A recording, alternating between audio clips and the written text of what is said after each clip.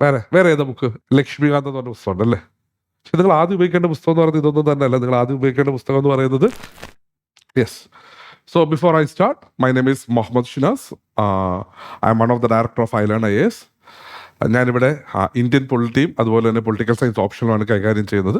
ഇത് കൂടാതെ നിങ്ങളുടെ mains answer writing programme, interview guidance programme പോലുള്ള ആക്ടിവിറ്റീസിലും നമ്മൾ ആക്റ്റീവ്ലി ഇൻവോൾവ് ആവാറുണ്ട്. By profession, I am an engineer, but for the last 10 years, I have been guiding students for supporting their UPSC aims and dreams. Okay. അപ്പം നമ്മുടെ objective എന്ന് പറയുന്നത് is to get you an understanding about what is Indian polity is all about. നമുക്ക് സിലബസിനകത്ത് UPSC പ്രിപ്പറേഷൻ്റെ സിലബസിനകത്ത് ഏറ്റവും ക്രൂഷ്യലായിട്ടുള്ള, ഏറ്റവും important ആയിട്ടുള്ള ടോപ്പിക്കുകളിൽ ഒന്നാണ് ഇന്ത്യൻ പൊളിറ്റി എന്ന് പറയുന്നത്. ആ ഇന്ത്യൻ പൊളിറ്റി എന്ന് പറയുന്ന സബ്ജക്റ്റിനെ പറ്റി നിങ്ങൾക്കൊരു ക്ലാരിറ്റി തരുന്നതിന് വേണ്ടിയിട്ടും എന്താണ് UPSC ഈ ഒരു ടോപ്പിക്കിൽ നിന്നും എക്സ്പെക്റ്റ് ചെയ്യുന്നതെന്ന് മനസ്സിലാക്കുന്നതിന് വേണ്ടിയിട്ടാണ് നമ്മൾ ഈ പറയുന്ന പ്രൊവിഷൻ അല്ലെങ്കിൽ ഇന്നത്തെ ഈ സെഷൻ നമ്മൾ ഉപയോഗിക്കുന്നത്. Moreover we will also ensure that ഈ ഒരു സബ്ജക്റ്റിനെ പറ്റി നിങ്ങൾക്കൊരു ബേസിക് ഇൻഫർമേഷൻ ഉണ്ട് എന്നുള്ളത് കൂടി. ഓക്കെ, സോ ഫാർ ക്ലിയർ ആണല്ലോ? നമ്മൾ ഇന്ന് എന്താ ചെയ്യാൻ പോകുന്നത്? നമ്മൾ ഇന്ത്യൻ പൊളിറ്റി എന്നുള്ള സബ്ജക്റ്റിൻ്റെ പറ്റിയൊരു ബേസിക് അണ്ടർസ്റ്റാൻഡിങ് ഉണ്ടാക്കുന്നു, അതിൻ്റെ സോഴ്സ് മെറ്റീരിയൽസ് എന്തൊക്കെയാണെന്നുള്ള കാര്യം ഐഡൻറ്റിഫൈ ചെയ്യുന്നു, ഇതിൽ നമ്മൾ എന്തൊക്കെയാണ് പഠിക്കാൻ പോകുന്നത് എന്നുള്ള കാര്യം ഇവിടെ മനസ്സിലാക്കുന്നു. Okay, so that is what we are going to aim for the day. Is it clear everyone? നമുക്ക് തുടങ്ങാം. Okay, fine. നിങ്ങൾക്ക് എന്തെങ്കിലും ഡൗട്ട്സ് ഉണ്ടെങ്കിൽ നിങ്ങൾക്ക് അൺമ്യൂട്ട് ചെയ്ത് ചോദിക്കാം. അതല്ല എന്നുണ്ടെങ്കിൽ നിങ്ങൾക്ക് ചാറ്റ് ബോക്സിൽ ഇടാം. ഞാൻ ചാറ്റ് ബോക്സ് ഇടയ്ക്കിടയ്ക്ക് നോക്കുന്നുണ്ട്. ഇപ്പം എന്തെങ്കിലും മെസ്സേജസ് ഉണ്ടെങ്കിൽ ഞാൻ ചാറ്റ് ബോക്സിൽ നോക്കിക്കോളാം. Okay, so that's fine. Before we start there is a moment. കുറച്ചൊന്നും ഇങ്ങോട്ട് കേട്ടു. ഫൈൻ. സോ ഐ ബിലീവ് ഞാനിപ്പോൾ സംസാരിക്കുന്ന കുട്ടികൾ എന്ന് പറയുന്നത് ഡിഗ്രി ഫൈനൽ ഇയർ അല്ലെങ്കിൽ ഡിഗ്രിയിൽ, അതായത് കോളേജുകളിൽ ഡിഗ്രി പഠിക്കുന്ന കുട്ടികളാണ്. Second year, third year, final year പോലുള്ള പല സ്റ്റേജുകളിലായിട്ട് ഡിഗ്രി കംപ്ലീറ്റ് ചെയ്തുകൊണ്ടിരിക്കുന്ന കുട്ടികളാണ്. അപ്പോൾ ഇതിൽ നിങ്ങൾ എത്ര പേര് പൊളിറ്റിക്കൽ സയൻസ് ഗ്രാജുവേഷൻ ചെയ്യുന്നുണ്ടെന്ന് എനിക്ക് അറിഞ്ഞുകൂടാ. കാരണം അതല്ലാത്തവരെ സംബന്ധിച്ചിടത്തോളം ഈ ഇന്ത്യൻ പൊളിറ്റിയിൽ നമ്മൾ പഠിക്കുന്ന പല ടോപ്പിക്കുകളും നിങ്ങൾ സ്കൂളിൽ ഉപയോഗിച്ചിട്ടുള്ള കാര്യങ്ങളാണ്, അല്ലെങ്കിൽ സ്കൂളിൽ വെച്ച് പഠിച്ച് മാറ്റി നിർത്തിയിട്ടുള്ള കാര്യങ്ങളാണ്. പക്ഷേ UPSC പ്രിപ്പറേഷൻ്റെ അകത്ത് ഏറ്റവും ക്രൂഷ്യൽ ആയിട്ടുള്ള സബ്ജക്റ്റിൽ ഒന്നാണ് ഇന്ത്യൻ പൊളിറ്റി എന്ന് പറയുന്നത്. So what do we study in Indian polity? Okay, Indian പൊളിറ്റിയിൽ നമ്മൾ എന്താണ് പഠിക്കാൻ പോകുന്നത്? ഈസ് ദർ എനിബഡി ക്യാൻ ആർക്കെങ്കിലും എന്തെങ്കിലും ഐഡിയ തരാൻ പറ്റുമോ? എനിബഡി? നമുക്കിത് മാക്സിമം ഒരു ഇൻട്രാക്റ്റീവ് സെക്ഷൻസ് ആയിട്ട് കൊണ്ടുപോകാൻ നോക്കാം. നിങ്ങൾക്ക് ചാറ്റ് ബോക്സിൽ നിങ്ങൾ എന്തെങ്കിലും ടൈപ്പ് ചെയ്ത് എനിക്കിവിടെ കാണാൻ പറ്റും. So what you understand by this particular subject? Indian പൊളിറ്റിയിൽ നമ്മൾ എന്താണ് പഠിക്കുന്നത്? എനിവൺ? ഓക്കെ, അബൌട്ട് കോൺസ്റ്റിറ്റ്യൂഷൻ പഠിക്കുന്നു, polity and governance, constitution, political system, panchayat raj, public policy. Okay, അപ്പം പ്രിലിംസിന്റെ സിലബസ് ഐഡന്റിഫൈ ചെയ്ത് പറഞ്ഞിട്ടുണ്ട്. ആമിന പറയുന്നത് അബൌട്ട് കോൺസ്റ്റിറ്റ്യൂഷൻ നമ്മൾ പഠിക്കുമെന്നാണ്. ഓക്കെ, ശരിയാണ്. നമ്മുടെ കോൺസ്റ്റിറ്റ്യൂഷനാണ് നമ്മൾ പ്രധാനമായിട്ട് പഠിക്കുന്ന ഒരു കാര്യം. ഈ പൊളിറ്റി എന്നുള്ള വാക്കുകൊണ്ട് യഥാർത്ഥത്തിൽ മീൻ ചെയ്യുന്നത് പൊളിറ്റിക്കൽ സിസ്റ്റം എന്നാണ്. അപ്പോൾ ഇന്ത്യൻ പൊളിറ്റി എന്നുകൊണ്ട് നമ്മൾ പഠിക്കുന്നത് ഇന്ത്യൻ പൊളിറ്റിക്കൽ സിസ്റ്റം എങ്ങനെ ഫങ്ഷൻ ചെയ്യുന്നു എന്നുള്ളത് മനസ്സിലാക്കാനാണ്. അപ്പം നമ്മുടെ ഫണ്ടമെൻ്റൽ ആയിട്ടുള്ള ഗോൾ എന്ന് പറയുന്നത് ഇന്ത്യൻ പൊളിറ്റിക്കൽ സിസ്റ്റം എങ്ങനെയാണ് ഫങ്ഷൻ ചെയ്യുന്നത് എന്ന് മനസ്സിലാക്കുക. സാധാരണഗതിയിൽ നമ്മൾ ഗവൺമെൻറ് എന്ന് പറയുന്ന ഒരു എൻറ്റിറ്റീനെ ഐഡൻറ്റിഫൈ ചെയ്യുമ്പോഴത്തേക്കും അതിന് 3 പ്രധാനപ്പെട്ട ഓർഗൻസ് ഉള്ളതായിട്ട് നമ്മൾ പറയും. 3 ഡിഫറെൻറ്റ് ഫങ്ഷൻസ് ചെയ്യുന്നതിന് വേണ്ടിയിട്ട് 3 ഡിഫറെൻറ്റ് ഓർഗൻസ് ഗവൺമെൻറ്റിനകത്തുണ്ട് എന്ന് പറയും. ഈ ഗവൺമെൻറ്റിൻ്റെ 3 ഓർഗൻസ് ഏതൊക്കെയാണെന്ന് ആർക്കെങ്കിലും പറഞ്ഞു തരാൻ പറ്റും എനിക്ക്? Can someone just comment or tell? Judiciary, legislature, പിന്നെ മൂന്നാമത്തേതാ? എക്സിക്യൂട്ടീവ്. ഓക്കെ, അതായത് ഒരു ഗവൺമെന്റിൽ അർപ്പിതമായിരിക്കുന്ന, നിക്ഷിപ്തമായിരിക്കുന്ന പ്രധാനപ്പെട്ട അല്ലെങ്കിൽ എൻട്രസ്റ്റ് ചെയ്തിരിക്കുന്ന പ്രധാനപ്പെട്ട 3 ഫങ്ഷൻസ് എന്ന് പറയുന്നത് to make laws, second one to implement those laws and provisions, third one to adjudicate if there is any violation of the law. നിയമങ്ങൾ ഉണ്ടാക്കാനും ആ നിയമങ്ങൾ അനുസരിച്ചിട്ട് ഇംപ്ലിമെന്റ് ചെയ്യാനും, ആ നിയമങ്ങൾ വയലേറ്റ് ചെയ്യപ്പെട്ട് കഴിഞ്ഞാൽ അതിൽ എന്ത് നടത്താനായിട്ട്, അതായത് വയലേറ്റ് ചെയ്യപ്പെട്ട് കഴിഞ്ഞാൽ അതിൽ അഡ്ജുഡിക്കേഷൻ നടത്തുക എന്ന് പറയുന്നതാണ് ഗവൺമെന്റിന്റെ 3 പ്രധാനപ്പെട്ട ഫംഗ്ഷനായിട്ട് പറയുന്നത്. അതിൽ നിയമനിർമ്മാണം നടത്തുന്നതിന് വേണ്ടിയിട്ടാണ് നമുക്ക് ലെജിസ്ലേച്ചർ ഉള്ളത്. അതിൽ നിയമം എക്സിക്യൂട്ട് ചെയ്യുന്നതിന് വേണ്ടിയിട്ട്, അത് ഇംപ്ലിമെന്റ് ചെയ്യുന്നതിന് വേണ്ടിയിട്ടാണ് നമുക്ക് എക്സിക്യൂട്ടീവ് ഉള്ളത്. ഈ നിയമത്തിന്റെ പുറത്തുള്ള കോൺഫ്ലിക്റ്റുകൾ റിസോൾവ് ചെയ്യുന്നതിന് വേണ്ടിയിട്ടാണ് നമുക്ക് അഡ്ജുഡിക്കേറ്റ് ചെയ്യാനായിട്ട് ജുഡീഷ്യറി ഉള്ളത്. ഇതിങ്ങനെ 3 ഓർഗൻസ് ആണ് സാധാരണഗതിയിൽ ഏതൊരു ഗവൺമെന്റൽ മെക്കാനിസത്തിൽ നമ്മൾ ഒബ്സർവ് ചെയ്യുന്നത്. ഒരു ലെജിസ്ലേച്ചർ ഉണ്ടാവും, ഒരു എക്സിക്യൂട്ടീവ് ഉണ്ടാവും, ഒരു ജുഡീഷ്യറി ഉണ്ടാവും. ഓക്കെ, ഈ സിവിൽ സർവീസസ് പരീക്ഷ ക്ലിയർ ചെയ്യാൻ താല്പര്യപ്പെടുന്ന നമ്മൾ ഗവൺമെന്റിന്റെ പാർട്ടാവാൻ പോകുന്നവരാണല്ലോ അല്ലേ? അപ്പോൾ ഈ 3-ൽ ഏതിന്റെ പാർട്ടാവാനായിട്ടാണ് നമ്മൾ പരിശ്രമിക്കുന്നത്? ഇപ്പം നിങ്ങൾ ഓരോരുത്തരും ഗവൺമെന്റിന്റെ ഏത് പാർട്ടാവാനായിട്ടാണ് പരിശ്രമിക്കുന്നത്? ആമിന, ദേവിക പറയൂ. ഗവൺമെന്റിന്റെ ഏത് പാർട്ടാവാൻ വേണ്ടിയിട്ടാണ് നമ്മൾ എയിം ചെയ്തുകൊണ്ടിരിക്കുന്നത്?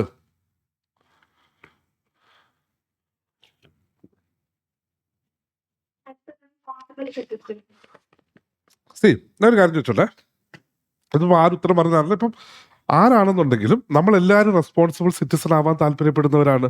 കൃത്യമായിട്ട് നിയമം പാലിക്കുകയും നിയമത്തിൽ പറയുന്നത് ചെയ്യുന്ന എല്ലാവരും ഒരു റെസ്പോൺസിബിൾ സിറ്റിസൺ ആവാൻ താല്പര്യപ്പെടുന്നവരാണ്. പക്ഷെ നമ്മൾ സിവിൽ സർവീസസ് പരീക്ഷ ക്ലിയർ ചെയ്യാൻ ശ്രമിക്കുന്നത് എന്തിനു വേണ്ടിയിട്ടാണെന്ന് ഞാൻ ചോദിച്ചത്. എൻ്റെ ചോദ്യം ഒന്നുകൂടെ ക്ലിയർ ആയിട്ട് ഞാൻ പറയാം. നമ്മൾ ആഗ്രഹിക്കുന്നത് സിവിൽ സർവീസസ് പരീക്ഷ ക്ലിയർ ചെയ്ത് നിങ്ങൾക്കൊക്കെ ഒരു IAS കാരനാവണമെന്നോ IPS കാരനാവണമെന്നോ അല്ലെങ്കിൽ കാര്യമാവണമെന്നോ ഒക്കെ ആഗ്രഹം ഉണ്ടായിരിക്കില്ലേ? അപ്പോൾ നമ്മൾ ഗവൺമെന്റിന്റെ പാർട്ടാവാൻ താല്പര്യപ്പെടുകയാണ്. അത് ഗവൺമെന്റിന്റെ എന്തിന്റെ പാർട്ടാവാനായിട്ടാണ് താല്പര്യപ്പെടുന്നത്? ഇതാണ് എന്റെ ചോദ്യം. ഓക്കെ, അപ്പോൾ അതിൽ പറയൂ. എക്സിക്യൂട്ടീവ്, അതെ. അപ്പം ആൻ പറയുന്നത് എക്സിക്യൂട്ടീവിന്റെ പാർട്ടാവാനായിട്ടാണെന്ന് പറയുന്നു. ആമിന പറയുന്നത് ഇംപ്ലിമെന്റ് സെവറൽ ലോസ്, നിയമങ്ങൾ ഇംപ്ലിമെന്റ് ചെയ്യാനായിട്ടാണ്. നമ്മൾ എക്സിക്യൂട്ടീവിന്റെ പാർട്ടാവാനായിട്ടാണ് താല്പര്യപ്പെടുന്നത്. ഈ എക്സിക്യൂട്ടീവ് എന്ന് പറയുമ്പോഴത്തേക്കും ഒരു പൊളിറ്റിക്കൽ എക്സിക്യൂട്ടീവ് ഉണ്ട്, അതുപോലെ തന്നെ ഒരു പെർമനന്റ് എക്സിക്യൂട്ടീവ് ഉണ്ട്. പൊളിറ്റിക്കൽ എക്സിക്യൂട്ടീവ് എന്ന് പറയുന്നത് ഓരോ വർഷങ്ങളിലും തെരഞ്ഞെടുക്കപ്പെടുന്ന മന്ത്രിമാരെയാണ് നമ്മൾ പൊളിറ്റിക്കൽ എക്സിക്യൂട്ടീവിന്റെ പാർട്ടായിട്ട് വരുന്നത്. ഇത് ലെജിസ്ലേച്ചറിലെ ഭൂരിപക്ഷം മാറുന്നതിനനുസരിച്ചിട്ട് ഈ എക്സിക്യൂട്ടീവ് മാറിക്കൊണ്ടേയിരിക്കും. അതേസമയത്ത് പെർമനന്റ് എക്സിക്യൂട്ടീവായിട്ട് ഐഡന്റിഫൈ ചെയ്യപ്പെടുന്ന നമ്മൾ ഒരു കാരണവശാലും എന്താവത്തില്ല, ചേഞ്ച് ആവത്തില്ല. നമ്മൾ ആ ജോലിയിൽ നിന്നും വിരമിക്കുന്നത് വരെ നമ്മൾ എക്സിക്യൂട്ടീവിന്റെ പാർട്ടായിരിക്കും. അപ്പം ബ്യൂറോക്രസി എന്ന് പറയുന്ന ആ ഒരു സിവിൽ സർവീസസിലേക്ക് നമ്മൾക്ക് കാലെടുത്ത് വെക്കുമ്പോഴത്തേക്കും we are also going to be part of that governmental mechanism. അപ്പം അതിൽ നമ്മൾ എക്സിക്യൂട്ടീവിന്റെ പാർട്ടാവാനായിട്ടാണ് താല്പര്യപ്പെടുന്നത്.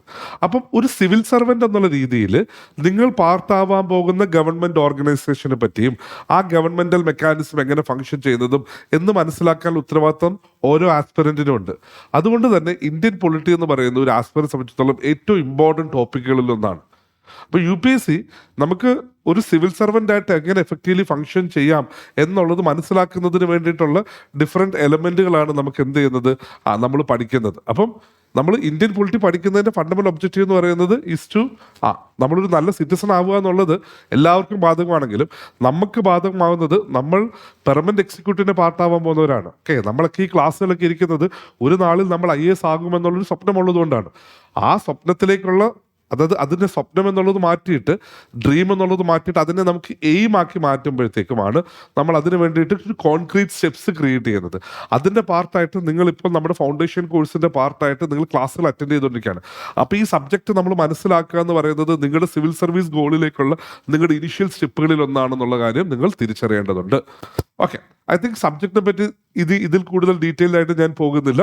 സോ ഇതാണ് ഇന്ത്യൻ പൊളിറ്റി എന്ന് പറയുന്ന ഒരു സബ്ജക്ട് എന്ന് പറയുന്നത്. എന്തൊക്കെയാണ് നമുക്ക് ഇതിൽ പഠിക്കേണ്ടത് നോക്കാം. ഓക്കെ,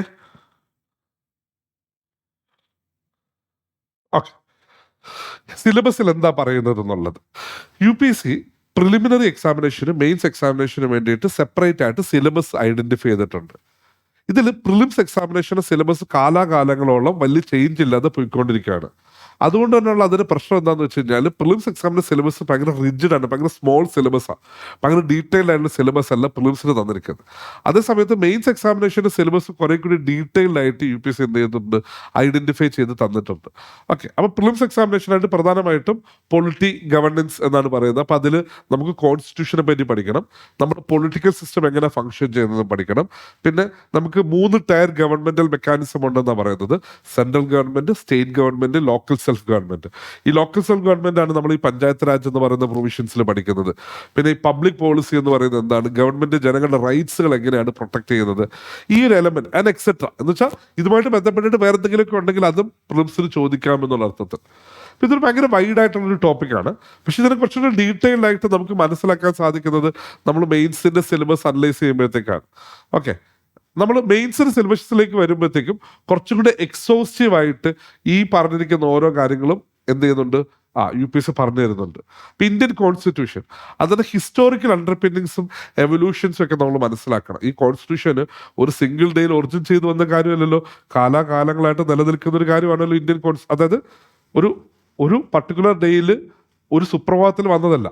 അതിനും വളരെ നാളുകൾക്ക് മുമ്പ് ബ്രിട്ടൻ ഇന്ത്യയിൽ റൂൾ ചെയ്ത സമയത്തായിട്ട് ഈ കോൺസ്റ്റിറ്റ്യൂഷൻ എന്ന് പറയാൻ പറ്റുന്ന ഒരു ഡോക്യുമെന്റിന് സിമിലർ ആയിട്ടുള്ള പല എലമെന്റുകളും ബ്രിട്ടീഷ് ഗവൺമെന്റ് ഇന്ത്യക്ക് വേണ്ടി എന്ത് ചെയ്തിട്ടുണ്ട്, പാസ് ചെയ്തിട്ടുണ്ട്.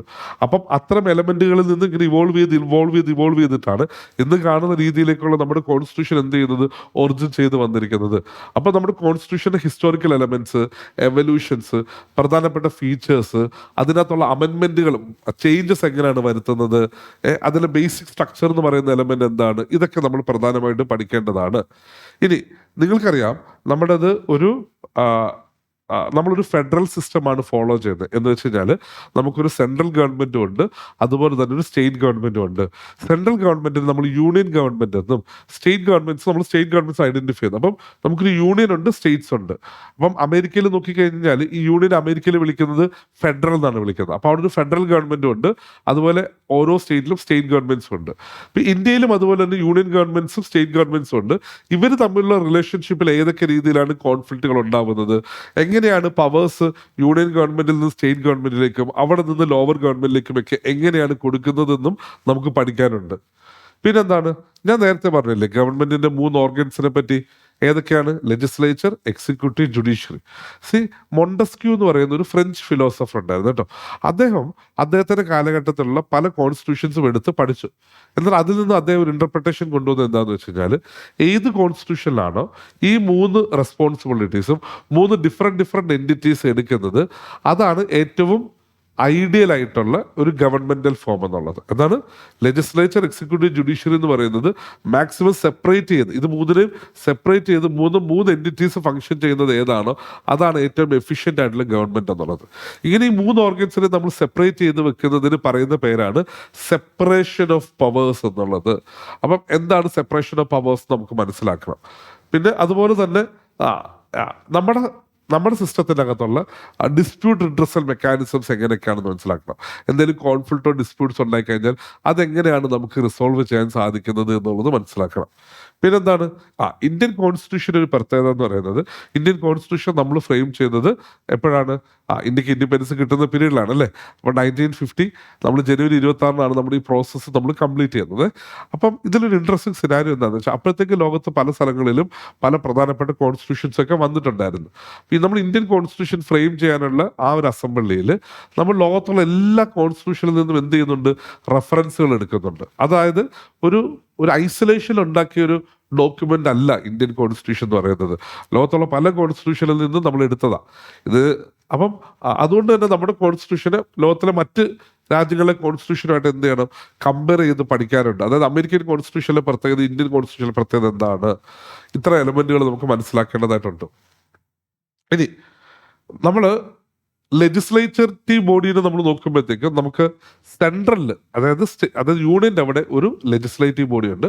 അതിന് വിളിക്കുന്ന പേരാണ് പാർലമെന്റ് എന്ന് വിളിക്കുന്നത്. അതുപോലെ തന്നെ ഓരോ സ്റ്റേറ്റിലും സ്റ്റേറ്റ് ലെജിസ്ലേച്ചർ ഉണ്ട്. അപ്പം പാർലമെന്റ്, സ്റ്റേറ്റ് ലെജിസ്ലേച്ചറും അതിൻ്റെ സ്ട്രക്ചർ എങ്ങനെയാണ്, അതെങ്ങനെയാണ് ഫങ്ഷൻ ചെയ്യുന്നത്, അതിലെ ബിസിനസ് എങ്ങനെ നടക്കുന്നത്, അതിലെ പവേഴ്സ് എന്തൊക്കെയാണ് എന്നുള്ള കാര്യങ്ങളാണ് നമ്മൾ ഇവിടെ പഠിക്കുന്നത്. പിന്നെന്താ ഇനി അടുത്ത പഠിക്കാനുള്ള സിലബസിൽ നമ്മൾ ലെജിസ്ലേച്ചറിനെ പറ്റി പറഞ്ഞ സ്ഥിതിക്ക് ഇനി എക്സിക്യൂട്ടീവിനെയും ജുഡീഷ്യറിനെയും പറ്റി പറയണം. അപ്പം എക്സിക്യൂട്ടീവിൻ്റെ സ്ട്രക്ചർ എങ്ങനെയാണ്, അതെങ്ങനെ ഓർഗനൈസ്ഡ് ആയിരിക്കുന്നത്, എന്തൊക്കെയാണ് അതിൻ്റെ ഫംഗ്ഷൻ, ജുഡീഷ്യറി സ്ട്രക്ചർ എന്തൊക്കെയാണ്, എങ്ങനെയാണ് ഓർഗനൈസ്ഡ് ആയിട്ടിരിക്കുന്നത്, എങ്ങനെയൊക്കെയാണ് ഇത് ഫംഗ്ഷൻ ചെയ്യുന്നത്, ഇത് നമുക്ക് പഠിക്കാനുണ്ട്. അപ്പം ഗവൺമെന്റിന്റെ 3 ഓർഗൻസിനെ പറ്റി നല്ല തറവായിട്ട് നമുക്ക് എന്ത് ചെയ്യാണ്ട് മനസ്സിലാക്കാനും അണ്ടർസ്റ്റാൻഡ് ചെയ്യാനുമായിട്ടുണ്ട്. ഇനി തീർന്നില്ല, നമ്മുടെ പൊളിറ്റിക്കൽ സിസ്റ്റത്തിൻ്റെ അകത്ത് ഈ പറഞ്ഞിരിക്കുന്ന എൻറ്റിറ്റീസിന് കൂടാതെ തന്നെ ഉള്ള 1-2 അഡീഷണൽ എൻറ്റിറ്റീസ് ആണ്. നമുക്ക് പൊളിറ്റിക്കൽ പാർട്ടീസ് ഉണ്ട്, പ്രഷർ ഗ്രൂപ്പ്സ് ഉണ്ട്, ഇൻഫോർമൽ ഗ്രൂപ്പ്സ് ഉണ്ട്. അപ്പം ഇത്തരം പ്രഷർ ഗ്രൂപ്പുകളും ഇൻഫോർമൽ ഗ്രൂപ്പ്സ് ഒക്കെ എങ്ങനെയാണ് ഇന്ത്യൻ പൊളിറ്റിക്സിനകത്ത് ഫങ്ഷൻ ചെയ്യുന്നത് എന്നുള്ളത് വളരെ ക്രൂഷ്യലായിട്ട് നമ്മൾ മനസ്സിലാക്കേണ്ടതാണ്. ഇപ്പം പ്രഷർ ഗ്രൂപ്പ്സ് എന്ന് പറയുമ്പോഴത്തേക്കും അത് ചിലപ്പോൾ ചില സംഘടനകളാവാം, ചില ഓർഗനൈസേഷൻസ് ആവാം. അവർ അവരെങ്ങനെ ഫങ്ഷൻ ചെയ്യുന്നതെന്ന് വെച്ച് കഴിഞ്ഞാൽ അവർ അധികാരത്തിലേക്ക് വരണമെന്ന് താല്പര്യപ്പെടുത്തില്ല. പക്ഷെ അധികാരത്തിൽ വന്നു കഴിഞ്ഞാലും അവരെ ഇൻഫ്ലുവൻസ് ചെയ്തുകൊണ്ട് അവർ ആരെയാണോ റെപ്രസെന്റ് ചെയ്യുന്നത് അവരുടെ ഇൻട്രസ്റ്റുകൾ പ്രൊട്ടക്ട് ചെയ്യാൻ നോക്കുമെന്നാണ് നമ്മൾ പറയുന്നത്. പ്രഷർ ഗ്രൂപ്പ് എന്ന് വെച്ച് കഴിഞ്ഞാൽ ഒന്നുകിൽ ചിലപ്പം അതൊരു കാസ്റ്റ് അസോസിയേഷൻ ആവാം, അല്ലെങ്കിൽ റിലീജിയസ് അസോസിയേഷൻ ആവും. അധികാരത്തിൽ വന്നു കഴിഞ്ഞാലും അവർ അധികാരത്തിലുള്ളവരെ ഇൻഫ്ലുവൻസ് ചെയ്ത് ആ കാസ്റ്റിന്റെ, ആ റിലിജന്റെ, ആ ഗ്രൂപ്പിന്റെ ഇൻട്രസ്റ്റുകൾ പ്രൊട്ടക്ട് ചെയ്യാനായിട്ട് നോക്കും. അത്തരം എൻറ്റിറ്റീസിനാണ് നമ്മൾ പ്രഷർ ഗ്രൂപ്പ്സ് എന്ന് വിളിക്കുന്നത്. അപ്പോൾ ഇത്തരം പ്രഷർ ഗ്രൂപ്പ്സുകൾ എങ്ങനെയാണ് നമ്മുടെ സിസ്റ്റത്തിനകത്ത് ഫങ്ഷൻ ചെയ്യുന്നത് എന്നുള്ളത് നമുക്ക് മനസ്സിലാക്കണം. പിന്നെ അതുപോലെ തന്നെ നമ്മുടേത് ഒരു ഡെമോക്രാറ്റിക് സിസ്റ്റമാണ് അല്ലേ. നമ്മുടെ ഡെമോക്രാറ്റിക് സിസ്റ്റത്തിൽ ഏറ്റവും ക്രൂഷ്യൽ ആയിട്ടുള്ള ഒരു പ്രോസസ്സാണ് നമ്മൾ നടത്തുന്ന പീരിയോഡിക് ആയിട്ടുള്ള എലക്ഷൻ എന്ന് പറയുന്നത്. അപ്പം നമ്മുടെ ചോദ്യം എന്ന് പറയുന്നത്, നമ്മുടെ കോൺസ്റ്റിറ്റ്യൂഷനകത്ത് എലക്ഷൻ, അല്ലെങ്കിൽ നമ്മുടെ പൊളിറ്റിക്കൽ സിസ്റ്റത്തിൻ്റെ അകത്ത് എലക്ഷനുമായിട്ട് ബന്ധപ്പെട്ടിട്ട് എന്തൊക്കെ കാര്യങ്ങളാണ് പറഞ്ഞിരിക്കുന്നത്, അതെല്ലാം ഡീറ്റെയിൽ ചെയ്തിരിക്കുന്നത് ഈ റെപ്രസെൻറ്റേഷൻ ഓഫ് പീപ്പിൾസ് ആക്ട് എന്ന് പറഞ്ഞ ആക്ടിൻ്റെ അകത്ത്, റോപ്പ എന്ന് പറയുന്ന റെപ്രസെൻറ്റേഷൻ ഓഫ് പീപ്പിൾസ് ആക്ടിൻ്റെ അകത്താണ്. അപ്പോൾ അതിന് ഇമ്പോർട്ടൻറ്റ് ഫീച്ചേഴ്സ് മനസ്സിലാക്കണം. പിന്നെന്താ നമ്മൾ മനസ്സിലാക്കേണ്ടത്, നമുക്ക് ചില കോൺസ്റ്റിറ്റ്യൂഷണൽ പോസ്റ്റുകളും ബോഡീസും ഉണ്ട്. ഉദാഹരണം പറഞ്ഞു കഴിഞ്ഞാൽ നമ്മുടെ ഈ പരീക്ഷ നടത്തുന്നത് UPSC ആണ്. UPSC ഒരു കോൺസ്റ്റിറ്റ്യൂഷണൽ ബോഡിയാണ്. ഇലക്ഷൻ കമ്മീഷൻ ഒരു കോൺസ്റ്റിറ്റ്യൂഷണൽ ബോഡിയാണ്. CAG ഒരു കോൺസ്റ്റിറ്റ്യൂഷണൽ ബോഡിയാണ്. അപ്പോൾ ഇത്തരം കോൺസ്റ്റിറ്റ്യൂഷണൽ ബോഡീസിന്റെ പവേഴ്സ് എന്തൊക്കെയാണ്, അതിന്റെ പ്രൊവിഷൻസ് എന്തൊക്കെയാണെന്നുള്ള കാര്യം മനസ്സിലാക്കണം. ഇനി അതുപോലെ തന്നെ കോൺസ്റ്റിറ്റ്യൂഷൻ അല്ലാത്ത ചില സ്റ്റാറ്റ്യൂട്ട് എന്ന് വെച്ചാൽ ലോ, ചില നിയമങ്ങളിൽ നമ്മൾ ചില ബോഡീസ് ക്രിയേറ്റ് ചെയ്യേണ്ടതിനെ പറ്റി പറയും. 1993 നമ്മൾ ഹ്യൂമൻ റൈറ്റ്സ് പ്രൊട്ടക്ട് ചെയ്യാൻ വേണ്ടിയിട്ട് പ്രൊട്ടക്ഷൻ ഓഫ് ഹ്യൂമൻ റൈറ്റ്സ് എന്ന് പറഞ്ഞൊരു ആക്ട് പാസ് ചെയ്തു. അതിനെ ബേസ് ചെയ്തുകൊണ്ട് നമ്മൾ national commission for human rights NHRC എന്ന് പറഞ്ഞൊരു ബോഡീനെ ക്രിയേറ്റ് ചെയ്യുന്നുണ്ട്. അപ്പോൾ ചില സ്റ്റാറ്റ്യൂട്ടുകൾ, ചില നിയമങ്ങളിൽ ചില ബോഡീസ് കൊണ്ടുവരണമെന്ന് പറയും. അപ്പം അത്തരം ഇമ്പോർട്ടൻ്റ് ആയിട്ടുള്ള ബോഡീസും അതെങ്ങനെയാണ് ഫങ്ഷൻ ചെയ്യുന്നത് എന്നുള്ളത് നമുക്ക് പഠിക്കണം. അപ്പോൾ നമ്മുടെ സിലബസിനകത്ത് പ്രധാനമായിട്ടും വരുന്നത് ഇത്രയും എലമെൻറ്റുകളാണ് മെയിൻസിൻ്റെ സിലബസിൽ വരുന്നത്. അപ്പോൾ മെയിൻസിൻ്റെ സിലബസ് വായിക്കുമ്പോഴാണ് നമ്മൾ പ്രിലിംസിൽ പറയുന്ന ഓരോ പ്രൊവിഷൻസും ഏത് ഡെപ്തിൽ വായിക്കണം എന്നുള്ള കാര്യങ്ങൾ മനസ്സിലാക്കാൻ സാധിക്കുന്നത്. ഓക്കെ, സോ ഇതാണ് സിലബസിനെ പറ്റി പറയുന്നത്. സിലബസിനെ പറ്റി എന്തെങ്കിലും ആർക്കെങ്കിലും എന്തെങ്കിലും ഡൗട്ട് ഉണ്ടോ? Do you have any doubt regarding prelims and main syllabus?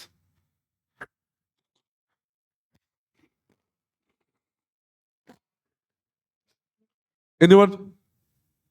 Any doubt? ആർക്കെങ്കിലും ഉണ്ടോ? ഇല്ലാന്നുണ്ടെങ്കിൽ നമുക്ക് അടുത്ത ടോപ്പിക്കിലേക്ക് പോയാലോ? ഓക്കെ, UPSC ഉണ്ടല്ലോ, എല്ലാ തവണയും പ്രിലിംസിൽ നിന്നുള്ള ചോദ്യങ്ങൾ ഒരു മിനിമം ഒരു 10-15 ചോദ്യം എല്ലാ വർഷവും UPSC ചോദിക്കുന്നതായിട്ടാണ് നമ്മൾ കാണുന്നത്. ഇപ്പം നമ്മൾ പൊളിറ്റിയിൽ നിന്നും 2021-24 പീരീഡിൽ 22 ചോദ്യങ്ങൾ ചോദിച്ചു. 100 ചോദ്യങ്ങൾ മൊത്തം ഉള്ളതിൻ്റെ അകത്ത്. അതല്ലെങ്കിൽ ഒരു ആവറേജ് 14 to 15 ക്വസ്റ്റ്യൻസ് എല്ലാ വർഷവും UPSC ചോദിക്കും. അപ്പം ഈ വലിയ ബിൽഡിങ്ങുകൾ ഒഴിവാക്കി നിർത്തിക്കഴിഞ്ഞാൽ നമ്മൾ ട്രെൻഡ് നോക്കുമ്പോൾ out of 100 about on an average 15 questions എവിടെ നിന്ന് വരും? ഇന്ത്യൻ പൊളിറ്റിയിൽ നിന്ന് വരും. On an average 15 questions Indian പൊളിറ്റിയിൽ നിന്ന് വരും. 100 ചോദ്യത്തിനകത്ത് 15 questions, nearly 1/6 to 1/7. That's a huge number, right? ഒരു single subject can bring this much questions. ഇനി ഞാൻ ഇതൊരു നമ്പറിൽ വെച്ച് മാത്രമല്ല ഇതിൻ്റെ ഇമ്പോർട്ടൻസ് ഐഡന്റിഫൈ ചെയ്യുന്നത്. There is one more element. അതായത് പ്രിലിംസിൽ ഇന്ത്യൻ പൊളിറ്റി ഇമ്പോർട്ടൻ്റ് ആവുന്നത് മിയർ നമ്പേഴ്സ് വെച്ച് മാത്രമല്ല. There is one more element. ആർക്കെങ്കിലും പറയാമോ? ഇത്ര ചോദ്യങ്ങൾ ചോദിക്കുന്നത് മാത്രമല്ല പ്രിലിംസിലും ഇന്ത്യൻ പൊളിറ്റി ഇമ്പോർട്ടൻ്റ് ആവുന്നത്. ആർക്കെങ്കിലും ഒന്ന് ആലോചിച്ച് നോക്കാം എന്തുകൊണ്ടായിരിക്കും എന്ന്.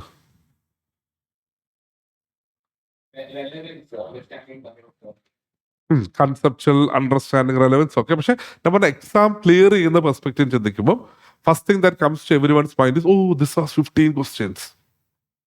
Okay, that's the first part. ഞാൻ പറയുന്നത് ഇത് മാത്രമല്ല, there is one more element.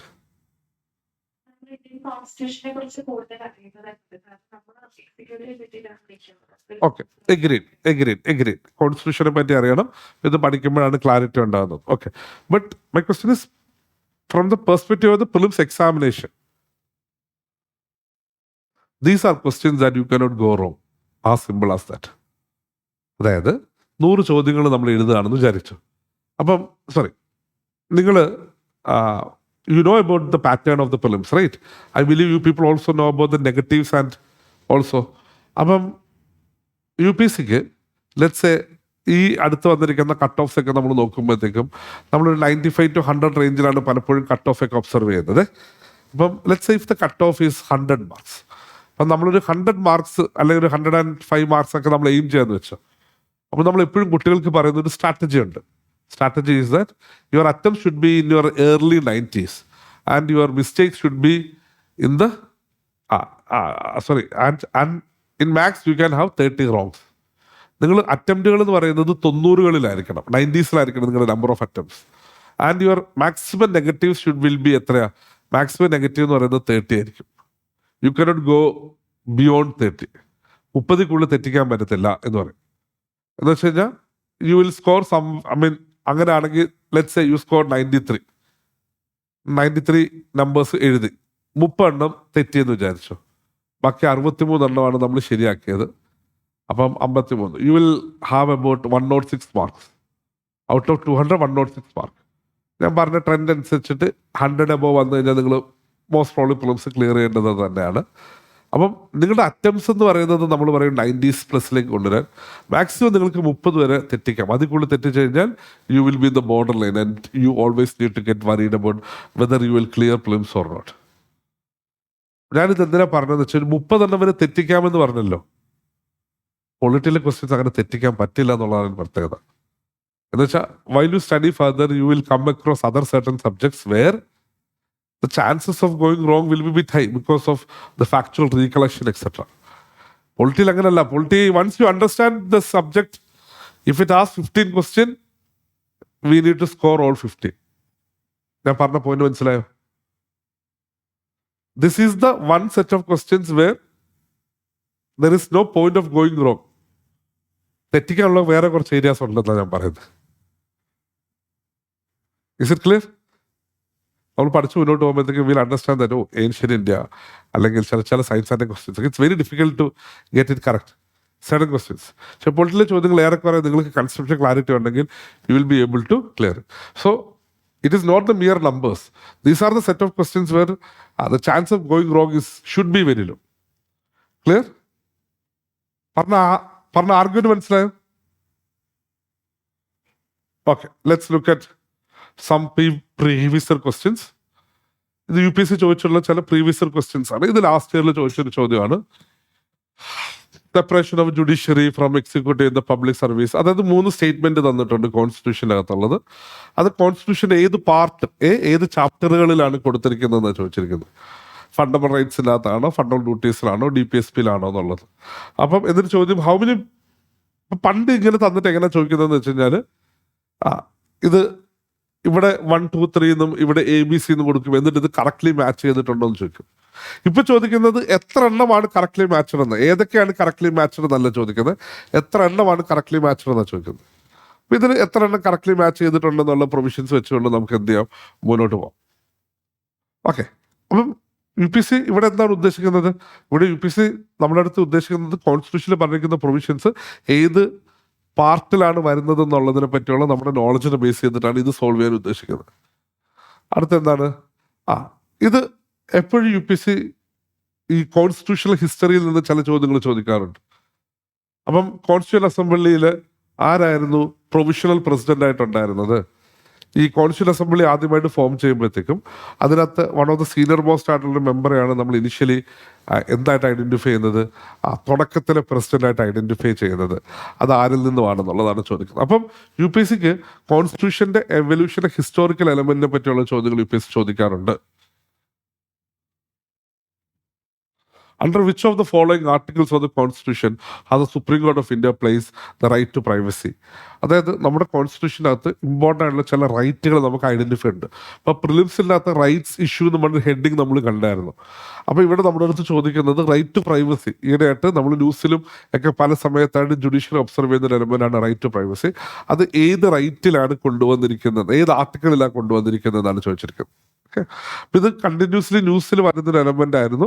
അതുപോലെ പൊളിറ്റിയുടെ ഒരു എലമെന്റും കൂടെയാണ്. ഞാൻ ആൻസർ ഒന്നും പറയാത്ത വേറൊന്നുമല്ല, നമുക്ക് ഇതിനെപ്പറ്റി ഒന്നും നമ്മൾ പഠിച്ചിട്ടില്ല. ഞാനപ്പോൾ ഉദ്ദേശിക്കുന്നത് rather than solving the question എന്താണ് ചോദിച്ചതെന്ന് മനസ്സിലാക്കാം നമുക്ക് കേട്ടോ. A writ of prohibition is an order issued by the supreme court or high court. അപ്പം നമ്മുടെ ഫണ്ടമെന്റൽ റൈറ്റ്സ് നമുക്ക് കോൺസ്റ്റിറ്റ്യൂഷനകത്ത് ചില ബേസിക് മൗലിക അവകാശങ്ങൾ നമുക്ക് തന്നിട്ടുണ്ട്. അപ്പം അത്തരം റൈറ്റുകളെ നമ്മൾ കോൺസ്റ്റിറ്റ്യൂഷനകത്ത് ഒരു പാർട്ട് 3 എന്ന് പറയുന്ന ഒരു പാർട്ടിൻ്റെ അകത്താണ് ഈ റൈറ്റ്സുകളൊക്കെ ഐഡന്റിഫൈ ചെയ്തിരിക്കുന്നത്. ഈ റൈറ്റുകളുടെ ഒരു പ്രത്യേകത എന്ന് വെച്ച് കഴിഞ്ഞാൽ ഇത്തരം റൈറ്റുകൾ ഏതെങ്കിലും വയലേറ്റ് ചെയ്ത് കഴിഞ്ഞ് കഴിഞ്ഞാൽ നിങ്ങൾക്ക് കോടതിയിൽ പോയിട്ട് അത് റെക്ടിഫൈ ചെയ്യാനായിട്ടുള്ള പ്രൊവിഷൻ ഉണ്ട്. അങ്ങനെ കോടതിയിൽ ചെല്ലുമ്പോഴത്തേക്കും കോടതി റിട്ടുകൾ ഇഷ്യൂ ചെയ്യുന്നതിനെ പറ്റി പറയാറുണ്ട്. അപ്പം ഇവിടെ അത്തരം റിട്ട് ഇഷ്യൂ ചെയ്യുന്നതുമായിട്ട് ബന്ധപ്പെട്ടിട്ടുള്ള ഒരു സ്റ്റേറ്റ്മെന്റ് ആണ് തന്നിരിക്കുന്നത്. ഫണ്ടമെന്റൽ റൈറ്റ്സ് ഭയങ്കര ഇമ്പോർട്ടൻ്റ് ആണ് നമ്മളെ സംബന്ധിച്ചിടത്തോളം.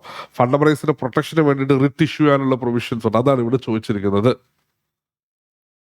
മറ്റൊരു ചോദ്യം, ലോക്സഭയെ സംബന്ധിച്ചിടത്തോളം ലോക്സഭയിലെ ഏറ്റവും ക്രൂഷ്യൽ ആയിട്ടുള്ള ഒരു മെമ്പർ എന്ന് പറയുന്നത് ആ ലോക്സഭയുടെ സ്പീക്കറാണ്. ലോക്സഭ എങ്ങനെ ഫംഗ്ഷൻ ചെയ്യണം, എന്തൊക്കെയാണ് പ്രധാനപ്പെട്ട റെസ്പോൺസിബിലിറ്റി, അതെങ്ങനെയൊക്കെയാണ് നിർവഹിക്കുന്നത് എന്നുള്ളത് തിരിച്ചറിയുന്നത് അതിൽ സ്പീക്കർ എടുക്കുന്ന റോളിനെ ബേസ് ചെയ്തിട്ടാണ്. So speaker plays a very crucial role. അപ്പോൾ ഇവിടെ ലോക്സഭ സ്പീക്കറുമായിട്ട് ബന്ധപ്പെട്ടിട്ട് ഒരു സെഷനാണ് ചോദിച്ചിരിക്കുന്നത്. ഒരു ചോദ്യം,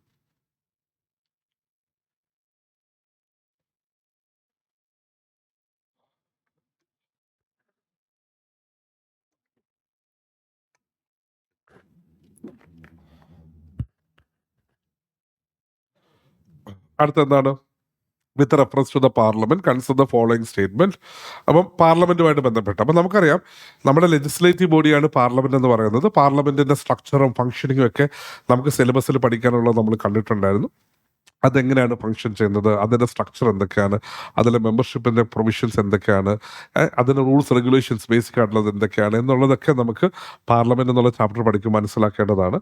അപ്പോൾ അതുമായിട്ട് ബന്ധപ്പെട്ടിട്ടുള്ള ഒരു 3 സ്റ്റേറ്റ്മെന്റ് തന്നിട്ട് ഏതൊക്കെ സ്റ്റേറ്റ്മെന്റ് ആണ് കറക്റ്റ് ആയിട്ടുള്ളത് എന്നുള്ളതാണ് ഇവിടെ ചോദിച്ചിരിക്കുന്നത്. ഓക്കെ, ഇനി ഇതിനകത്ത് ചോദിച്ചിരിക്കുന്നത് കോൺസ്റ്റിറ്റ്യൂഷന്റെ പർപ്പസ് ഏറ്റവും കൂടുതലായിട്ട് പറഞ്ഞു തരുന്നത് ഏത് സ്റ്റേറ്റ്മെന്റ് ആണെന്നാണ്.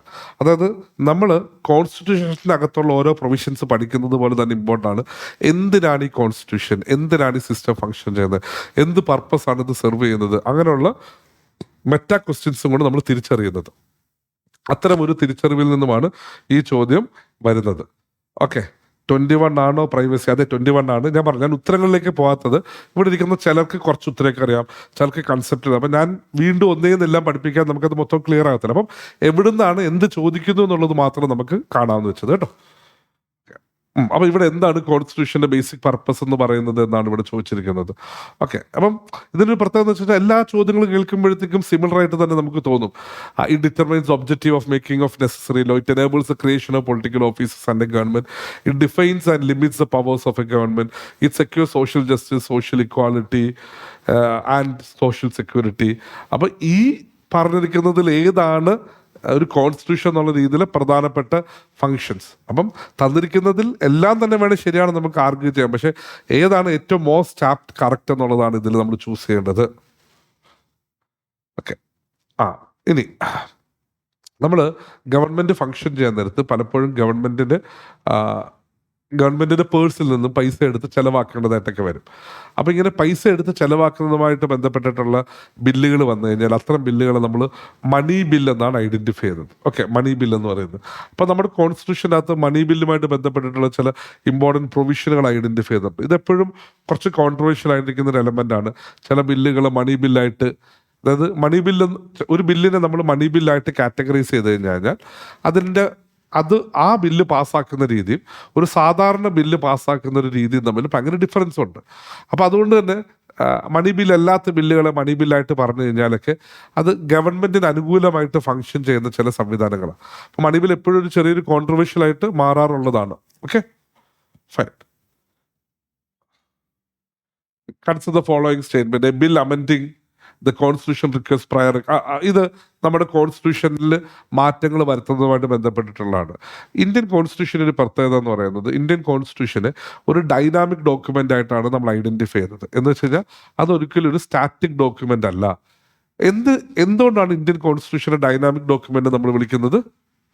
എന്തുകൊണ്ടാണ് കോൺസ്റ്റിറ്റ്യൂഷനെ ഡൈനാമിക് ഡോക്യുമെന്റ് എന്ന് വിളിക്കുന്നത്? Can anyone tell? ആർക്കെങ്കിലും പറയാമോ? Okay, so my question is, why do we need to make changes to the constitution? Let it be like that itself.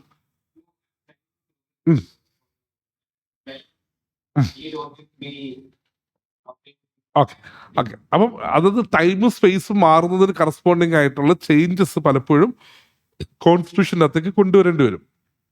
For example നമ്മളിപ്പോൾ തൊട്ട് മുമ്പ് കണ്ട റൈറ്റ് പ്രൈവസി എന്ന് പറഞ്ഞ എലമെന്റ് കണ്ടില്ലേ? അപ്പോൾ റൈറ്റ് പ്രൈവസി എന്ന് പറയുന്നത് ഇനിഷ്യലി കോടതിയുടെ ഫ്രണ്ടിലേക്ക് എത്തിയപ്പോഴത്തേക്കും അതൊരു ഫണ്ടമെന്റൽ റൈറ്റ് ആയിട്ട് ഒബ്സർവ് ചെയ്തിട്ടില്ല.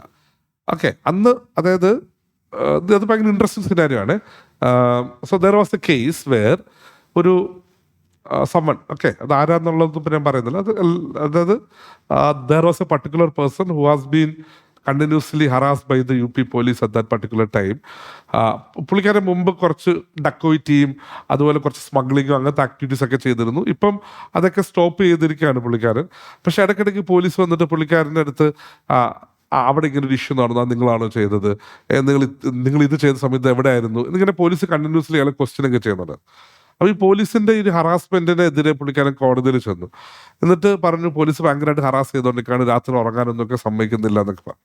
അപ്പോൾ ഇയാളുടെ ആർഗ്യുമെന്റ് പ്രധാനമായിട്ടും ആള് പ്ലേസ് ചെയ്യാൻ നോക്കിയെന്ന് പറയുന്നത് എൻ്റെ പ്രൈവസീനെ ഇവരുടെ ആക്ഷൻസ് മൂലം ഭയങ്കര അധികം അഫക്റ്റഡ് ആകുന്നു.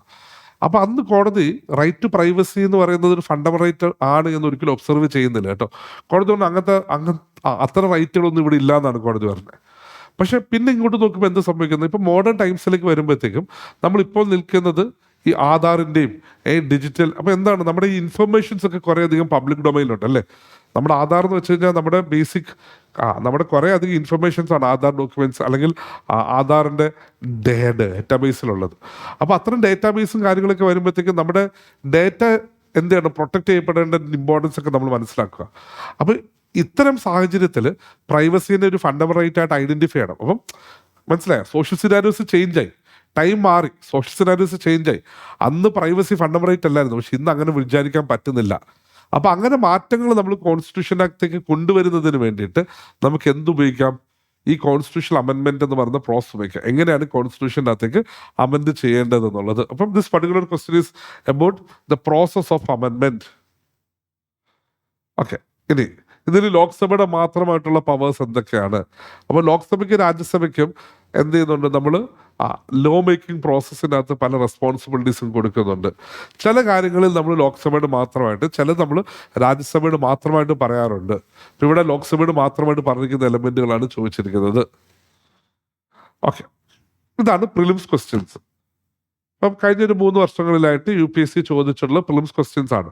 അപ്പോൾ നമുക്ക് പഠിക്കാനായിട്ടുള്ള സിലബസിൽ നിന്നും തന്നെയാണ് UPSC എന്ത് ചെയ്യുന്നത്, ചോദ്യങ്ങളൊക്കെ ചോദിക്കുന്നത്. Is that idea clear? Clear ആണോ ആ പറഞ്ഞത്? ഓക്കെ, നിങ്ങൾക്ക് പലർക്കും ഇതിന് ഉത്തരം ഏതാണ് അതിന് ഉത്തരം ഏതാണെന്നൊക്കെ അറിയാൻ താല്പര്യമുണ്ട്. പക്ഷെ ഞാനത് പറഞ്ഞല്ലോ, നിങ്ങൾക്ക് PYQs ആണ്, നിങ്ങൾ ചുമ്മാ എടുത്ത ആൻസേഴ്സ് ഒക്കെ നോക്കിയാൽ അറിയാം. പക്ഷെ പലരും ഫോർ ദ ഫസ്റ്റ് ടൈം എന്ത് ചെയ്യുന്നതായിരിക്കും, ഇന്ത്യൻ പൊളിറ്റിനെ പറ്റിയൊക്കെ പഠിക്കുക മനസ്സിലാക്കുക ചെയ്യുന്നവരാണ്. അവരുടെ അടുത്ത് ഫസ്റ്റ് തന്നെ നമ്മൾ കുറച്ച് പ്രോബ്ലംസ് സോൾവ് ചെയ്യുന്നതല്ലല്ലോ പറയുന്നത്. എവിടുന്ന് എങ്ങനെ UPSC ചോദ്യങ്ങൾ ചോദിക്കുന്നു എന്ന് മനസ്സിലാക്കാൻ വേണ്ടിയിട്ടാണ് അത് ഇട്ടത്. Is that idea clear? അപ്പോൾ ഞാൻ ഉദ്ദേശിച്ചത് I want you to get you an idea that how UPSC is asking questions. Is that clear too? Clear ആണോ? ചോദിച്ചു. Optional political science papers are overlapping with completely different syllabus. Okay, so I'll just take 2 minutes to address that idea. Okay, now UPSC, what it has done in the past that earlier അതായത് ഒരു 10-12 years മുമ്പ് UPSC examination format was bit different. അതിലെങ്ങനെയായിരുന്നു എന്ന് വെച്ച് കഴിഞ്ഞാൽ prelims എക്സാമിനേഷനിൽ ഇന്ന് ഈ കാണുന്ന CSAT പേപ്പേഴ്സ് ഒന്നുമില്ല കേട്ടോ. I would say it is about 15 years back. Okay, is it no, that was before I started my preparation. എൻ്റെ പ്രിപ്പറേഷൻ ഞാൻ സ്റ്റാർട്ട് ചെയ്യുന്നത് 2011 തുടങ്ങുന്നത്. അപ്പോൾ ഈ 2009-ലെയും 2010-ലെയൊക്കെ ഫോർമാറ്റാണ് ഞാൻ പറയുന്നത്. അന്ന് UPSC പ്രിലിമിനറി എക്സാമിനേഷനകത്ത് 2 പേപ്പർ നമ്മൾ ചൂസ് ചെയ്യണം. 2 പേപ്പർ എന്ന് പറയുമ്പോൾ ഒന്ന് GS പേപ്പറാണ്, നമ്മളിപ്പോൾ കണ്ട MCQ ടൈപ്പ് ക്വസ്റ്റ്യൻസ്. രണ്ടാമത്തെന്ന് പറയുന്നത് നമ്മൾ അന്ന് പ്രിലിംസിലൊരു ഓപ്ഷൻ ഉണ്ടായിരുന്നു അന്ന്. ഇപ്പം അതില്ല കേട്ടോ. ഇപ്പം നമ്മൾ CSAT പേപ്പറാണുള്ളത്. നിങ്ങൾ ഓൾറെഡി CSAT ഒരു ഇൻട്രൊഡക്ഷൻ ഒക്കെ കഴിഞ്ഞെന്നാണ് എനിക്ക് തോന്നുന്നത്. അപ്പോൾ അന്ന് എന്തായിരുന്നു ഉണ്ടായിരുന്നത്, നമ്മൾ ഈ പറഞ്ഞിരിക്കുന്ന പോലെ പൊളിറ്റിക്കൽ സയൻസോ അല്ലെങ്കിൽ ജോഗ്രഫിയോ അതും അല്ലെങ്കിൽ പബ്ബാഡോ അങ്ങനെ ഒരു പർട്ടിക്കുലർ സബ്ജക്റ്റ് ചൂസ് ചെയ്യണം. എന്നിട്ട് അതിൻ്റെ അകത്തുനിന്ന് UPSC MCQs ചോദിക്കുമായിരുന്നു. അപ്പം പ്രിലിംസ് മൊത്തത്തിൽ MCQ ആയിരുന്നു. അതിലൊരു പേപ്പർ നമ്മൾ ചൂസ് ചെയ്യുന്നതായിരുന്നു. പിന്നെ UPSCക്ക് മനസ്സിലായി വെറുതെ ഒരു സബ്ജക്റ്റിൽ കുറേ ഡെപ്തിലുള്ള നോളജ് ഇവാലുവേറ്റ് ചെയ്യുന്ന നല്ലത് ഇവർക്ക് സ്കിൽ സെറ്റ് ഉണ്ടോ എന്നുള്ള കാര്യം പഠിക്കാം. അങ്ങനെയാണ് UPSC CSATന്റെ പേപ്പർ ഇൻട്രൊഡ്യൂസ് ചെയ്തത്. അതായത് നിങ്ങൾക്ക് കമ്മ്യൂണിക്കേഷൻ സ്കിൽസ് ഉണ്ടോ, ന്യൂമറിക്കൽ എബിലിറ്റി ഉണ്ടോ, മാത്തമാറ്റിക്കൽ സ്കിൽ സെറ്റ് ഉണ്ടോ, ഇത് മനസ്സിലാക്കാനുള്ള ഉദ്ദേശത്തിലാണ് ഇത് ചെയ്തിരുന്നത്. അങ്ങനെയാണ് CSAT പേപ്പർ വന്നത്. അപ്പോഴും മെയിൻസ് എക്സാമിനേഷൻ്റെ ഫോർമാറ്റ് എങ്ങനെയായിരുന്നു എന്ന് വെച്ച് കഴിഞ്ഞാൽ ആ സമയത്ത് തുടക്കത്തിൽ മെയിൻസ് എക്സാമിനേഷനിൽ essay പേപ്പർ ഉണ്ട്, GS1 GS2 2 പേപ്പറുണ്ട്. അത് 2 GS പേപ്പേഴ്സ് ഉള്ളൂ. ഇന്നത്തെ പോലെ 3 4 ഒന്നുമില്ല. GS1 2 2 പേപ്പേഴ്സ് മാത്രമേ ഉള്ളൂ. ഇത് കൂടാതെ അന്ന് 2 സെറ്റ് ഓപ്ഷൻസ് ഉണ്ട്. ഓക്കെ, അപ്പോൾ UPSCക്ക് പിന്നെ കുറച്ച് മനസ്സിലായി ഈ 2 സെറ്റ് ഓപ്ഷൻസ് ഇടുമ്പോഴത്തേക്കും ഈ പരീക്ഷയിൽ ഭയങ്കര വേരിയേഷൻ ഉണ്ടാകുന്നുണ്ട്. There is lot of variation with respect to the examination.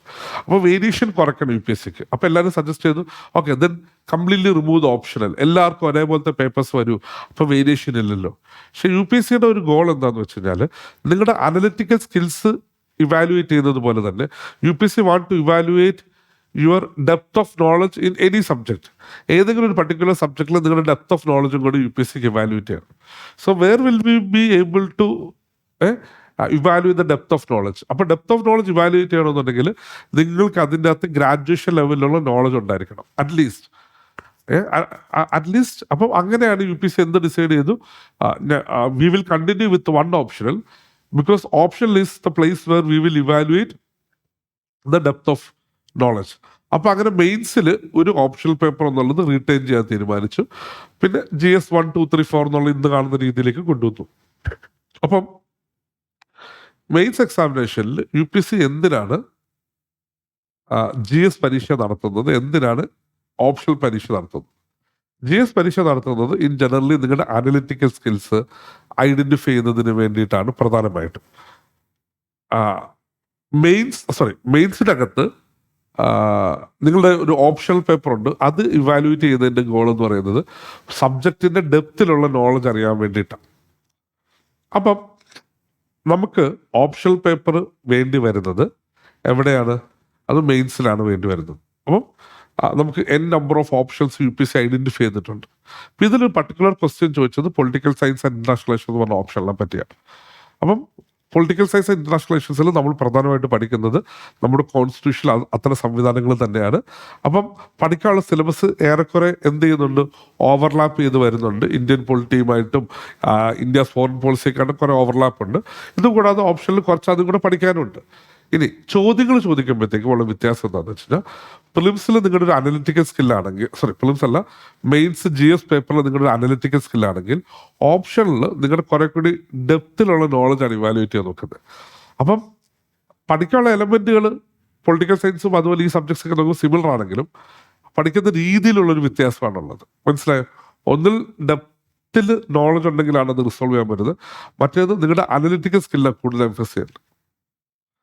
അപ്പം I think I have address that question. നിങ്ങൾ ഏതൊരു ഓപ്ഷൻ എടുത്തു കഴിഞ്ഞാലും ആ ഓപ്ഷനിൽ ചിലപ്പോൾ GSൽ ചില സബ്ജക്റ്റായിട്ട് ഓവർലാപ്പ് ഉണ്ടാവും. ഇപ്പോൾ സോഷ്യോളജി എടുക്കുമ്പോൾ ഇന്ത്യൻ സൊസൈറ്റിയായിട്ട് ഓവർലാപ്പ് ഉണ്ട്, പൊളിറ്റിക്കൽ സയൻസ് എടുക്കുമ്പോൾ ഈ GS2 ആയിട്ടൊക്കെ ഓവർലാപ്പ് ഉണ്ട്. ബട്ട് ഓവർലാപ്പ് വരുമ്പോൾ സെയിം ക്വസ്റ്റ്യൻസ് തന്നെ വരുമെന്നല്ല. ഒന്നിൽ GSൽ അനലിറ്റിക്കൽ സ്കിൽസ് ആണെങ്കിൽ ഓപ്ഷനിൽ ഡെപ്ത് ഓഫ് ദ നോളജ് ആണ് ഇവാലുവേറ്റ് ചെയ്യുന്നത്. Hope that is clear to all of you. Clear ആണോ? ഓക്കെ, മുന്നോട്ട് പോട്ടെ. ഓക്കെ, ഇപ്പൊ ഇത് കഴിഞ്ഞ ദിവസം ചോദിച്ച ചോദ്യമാണ് കേട്ടോ. അത് ഇന്നലെ ആയിരുന്നു mains examination. Discuss the evolution of collegium system in India. ഇന്ത്യയിലെ കൊളീജിയൻ സിസ്റ്റം എങ്ങനെയാണ് വന്നത്? കൊളീജിയൻ സിസ്റ്റം എന്ന് പറയുന്നത് ജഡ്ജസിനെ അപ്പോയിന്റ് ചെയ്യുന്നതിന് വേണ്ടിയിട്ടുള്ള സിസ്റ്റമാണ്. അപ്പോൾ അത് അമേരിക്കയിലെ സിസ്റ്റമായിട്ട് കമ്പയർ ചെയ്യാനായിട്ടുള്ള ഒരു ചോദ്യം ചോദിച്ചിട്ടുണ്ട്. പിന്നെ കോൺസ്റ്റിറ്റ്യൂഷൻ അമെൻഡിങ് പവറുമായിട്ട് ബന്ധപ്പെട്ടിട്ടുള്ളൊരു ചോദ്യം ചോദിച്ചിട്ടുണ്ട്. അതിൻ്റെ പ്രൊസീജിയർ ആൻഡ് സബ്സ്റ്റാൻഷ്യൽ ലിമിറ്റേഷൻ എന്താണ്, അതായത് പ്രോസസ് അനുസരിച്ചുള്ള ലിമിറ്റേഷൻ എന്താണ്, സബ്സ്റ്റാൻസീവ്ലി ഏതൊക്കെ രീതിയിലാണ് അത് ലിമിറ്റഡ് ആയിട്ടിരിക്കുന്നത്, പാർലമെന്റ് പവർ അമെൻഡ് ചെയ്യുന്നത്. പിന്നെ 2024 ഇലക്ട്രൽ റിഫോംസിനെ പറ്റി ചോദിച്ചിട്ടുണ്ട്. 1 നേഷൻ 1 ഇലക്ഷൻ. 24 തന്നെ ഇന്ത്യയിലെ സെക്യുലറിസത്തെ പറ്റി ചോദിച്ചിട്ടുണ്ട്. 23 അർബൻ ലോക്കൽ ബോഡീസ്, അതായത് ലോക്കൽ സെൽഫ് ഗവൺമെന്റിനെ പറ്റി നമ്മൾ പറഞ്ഞിട്ടുണ്ട്. അതുപോലെ അർബൻ ലോക്കൽ ബോഡീസ് ഉണ്ട്. അപ്പം ലോക്കൽ സെൽഫ് ഗവൺമെന്റിനെ എടുത്തു കഴിഞ്ഞാൽ അതിൽ രണ്ട് ലോക്കൽ സെൽഫ് ഗവൺമെന്റ്സ് ഉണ്ട്. ഒന്ന് അർബൻ ഏരിയാസിലുണ്ട്, റൂറൽ ഏരിയാസിലുണ്ട്. അർബൻ ഏരിയാസിൽ നമ്മുടെ പഞ്ചായത്ത് സിസ്റ്റം, റൂറൽ ഏരിയാസിലെ പഞ്ചായത്ത് സിസ്റ്റം, അർബൻ ഏരിയാസിലെ മുനിസിപ്പാലിറ്റീസും ബാക്കിയുള്ള പ്രൊവിഷൻസും. അപ്പം അതിനെ പറ്റിയുള്ള ഒരു ചോദ്യമാണ് ചോദിച്ചിരിക്കുന്നത്.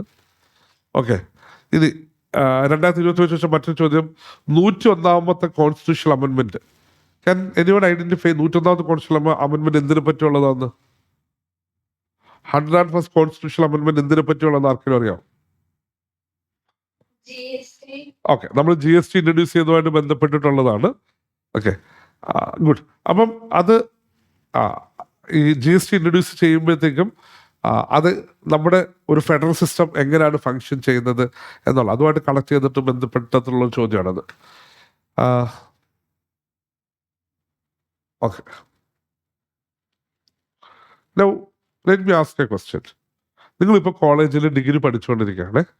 അപ്പം ഡിഗ്രിയിൽ നിങ്ങൾ എഴുതുന്ന ചോദ്യത്തിന് സിമിലർ ആയിട്ടായിരിക്കും ഇവിടെ ചോദ്യങ്ങളൊക്കെ ചോദിക്കുന്നത്.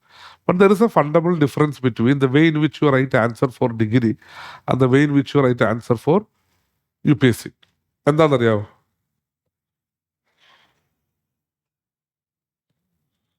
എനിവൺ?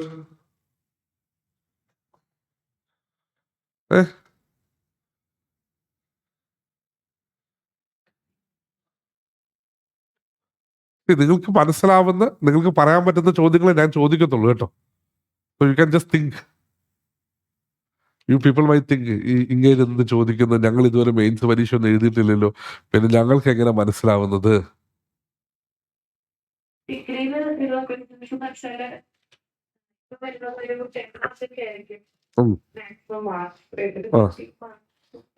ഓക്കെ, 10 to 15 മാർക്സിന്റെ. Okay, mark. പിന്നെ ഞാൻ പറയുന്നത് സാറേ, ഞങ്ങൾ ഇങ്ങനെ ഡിഗ്രി എഴുതുന്നതെന്ന് വെച്ച് കഴിഞ്ഞാൽ നിങ്ങൾ ഉഴപ്പിഴായതുകൊണ്ട് അങ്ങനെ എഴുതുന്നതായിരിക്കുമല്ലോ. ശരിക്കും നിങ്ങൾ നന്നായിട്ട് എഴുതണമല്ലോ. അപ്പം ഞാൻ ചോദിക്കും, ഞാൻ so who's asking me this question? ആരാ ചോദിച്ചേ? അല്ല ഹൂസ് ലിങ്ക് ദിസ് ആൻസർ? പേരെന്താണ്? ആമിന. ആമിന ഏത് കോളേജിലാണ് പഠിക്കുന്നത്? കോളേജിലാണോ പഠിക്കുന്നത്? ഏത് കോളേജിലാണ് പഠിക്കുന്നത്? ഓക്കെ, അത് കേരള യൂണിവേഴ്സിറ്റി. അത് ഏത് യൂണിവേഴ്സിറ്റിയുടെ കീഴില? MG university. ഓക്കെ, അത് MG യൂണിവേഴ്സിറ്റിയുടെ അടിയിൽ വരുന്ന പരീക്ഷയാണ്. ഓക്കെ, അപ്പം പരീക്ഷ എഴുതുന്ന സമയത്ത് നിങ്ങൾക്ക് ആൻസർ എന്താ ഉള്ളത്? ആൻസർ ഷീറ്റ്സ് തരും. എങ്ങനെയാണ് പരീക്ഷ നടക്കുന്നത്? ഫസ്റ്റ് ഇയർ ആണ്. ഓക്കെ, സമൺ എൽസ് കോളേജിൽ പരീക്ഷ എഴുതിയിട്ടുള്ള ആരെങ്കിലും നിങ്ങൾക്ക് ആൻസർ ഷീറ്റ്സ് തരുമോ? എന്താ തരുന്നത്?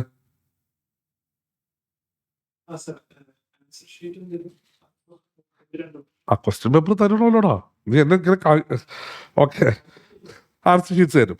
നമുക്ക് തീരുന്ന അനുസരിച്ച് അഡീഷണൽ ആൻസർ ഷീറ്റ്സ് ഒക്കെ പറയാം അല്ലേ? പറ്റുമോ? പറ്റും.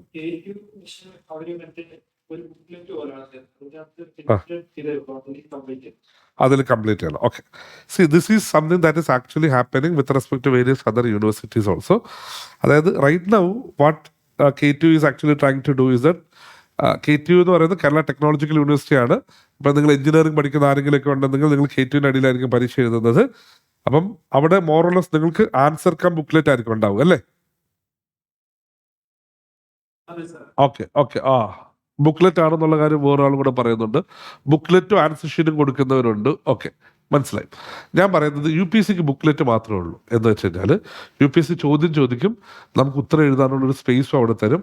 അടുത്ത ചോദ്യം ചോദിക്കും, ഉത്തരം എഴുതാനുള്ള സ്പേസ് തരും. അങ്ങനെയാണ് UPSC നമ്മളെ കൊണ്ട് ആൻസേഴ്സ് എഴുതിക്കുന്നത് മെയിൻസിന്. അതായത് ഇൻ അതർ വേർഡ്സ്, UPSCയുടെ ഫണ്ടമെന്റൽ ഐഡിയ എന്ന് പറയുന്നത് തന്നിരിക്കുന്ന സ്പേസിൽ കൃത്യമായിട്ട് ഉത്തരങ്ങൾ എഴുതുക. അഡീഷണൽ സ്പേസും കാര്യങ്ങളൊന്നും എടുക്കാൻ പറ്റത്തില്ല. അപ്പം അവിടെ വെട്ടിപ്പോയി കഴിഞ്ഞാൽ ബാക്കിയുള്ള സ്ഥലങ്ങളിൽ എഴുതാനൊക്കെ പറ്റത്തുള്ളൂ. അപ്പം നിങ്ങൾ ആലോചിച്ച് കണ്ട് കൃത്യമായിട്ട് എഴുതാനുള്ള കാര്യങ്ങൾ തന്നെ എഴുതണം. UPSC നമുക്ക് കണ്ടമാനം സ്പേസ് ഒന്നും തരുന്നില്ല, ലിമിറ്റഡ് സ്പേസ് തന്നിട്ട് ആ ലിമിറ്റഡ് സ്പേസിൻ്റെ അകത്ത് ഉത്തരം ഫില്ല് ചെയ്യാനായിട്ടാണ് ഉദ്ദേശിക്കുന്നത്. ഐഡിയ മനസ്സിലായോ? somebody wants to know how it is done. ഒരു പേപ്പർ കാണണോ? I will just show you an answer sheet. Okay.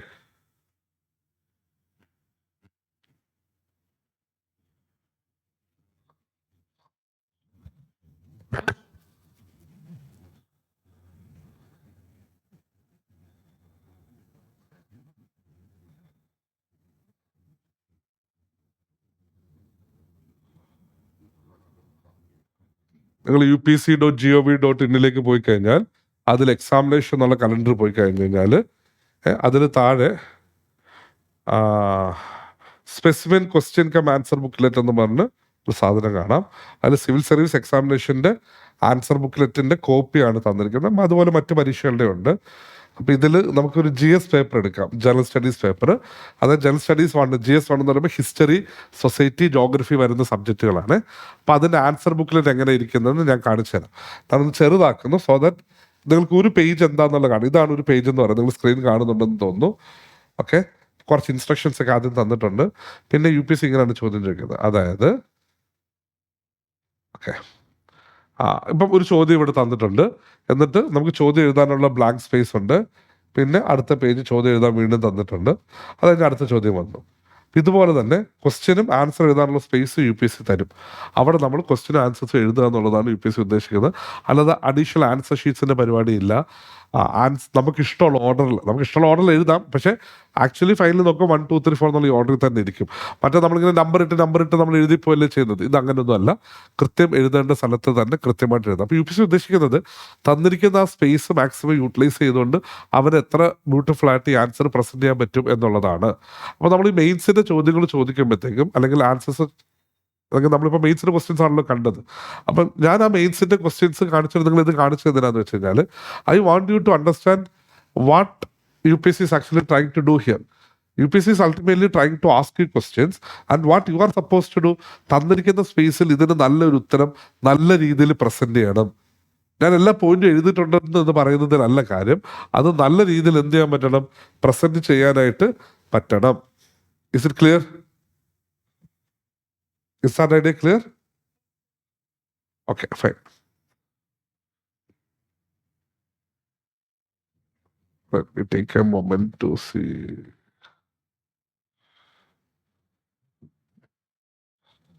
Okay. ഇത് ഒരു ചെറിയൊരു അനാലിസിസ് ആണ്, PYQൻ്റെ അനാലിസിസ് ആണ്.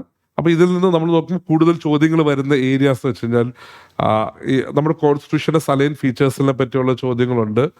പിന്നെ നമ്മുടെ ഒരു ഫിലോസഫിക്കൽ ഡയമെൻഷൻസ് എന്താണ് പ്രിയാമ്പിൾ കൊണ്ട് ഉദ്ദേശിക്കുന്നത്, എന്താണ് പ്രൈവസി എന്ന് പറയുന്നത്, ഈ DPSPയുടെ ഗോൾസ് എന്തൊക്കെയാണ്, ഫണ്ടമെന്റൽ റൈറ്റ്സിൻ്റെ ഗോൾ എന്താണ് എന്നുള്ളത്. പിന്നെ എക്സിക്യൂട്ടീവ് എന്താന്നുള്ള കാര്യം മനസ്സിലാക്കണം, പാർലമെന്റ് എന്താന്നുള്ള കാര്യം മനസ്സിലാക്കണം, ജുഡീഷ്യറി എന്താന്നുള്ള കാര്യം മനസ്സിലാക്കണം. സോ PYQ തീം നമ്മൾ അനലൈസ് ചെയ്യുമ്പോൾ ഇതാണ് പ്രധാനമായിട്ട് നമ്മൾ പഠിക്കേണ്ടതായിട്ടുള്ള കാര്യങ്ങൾ. ഓക്കെ, ശരി. ഇനി എന്താണ് ഇത് പഠിക്കാനായിട്ടുള്ള, ഇന്ത്യൻ പൊളിറ്റി പഠിക്കാനുള്ള source? Can someone identify which is the most important source?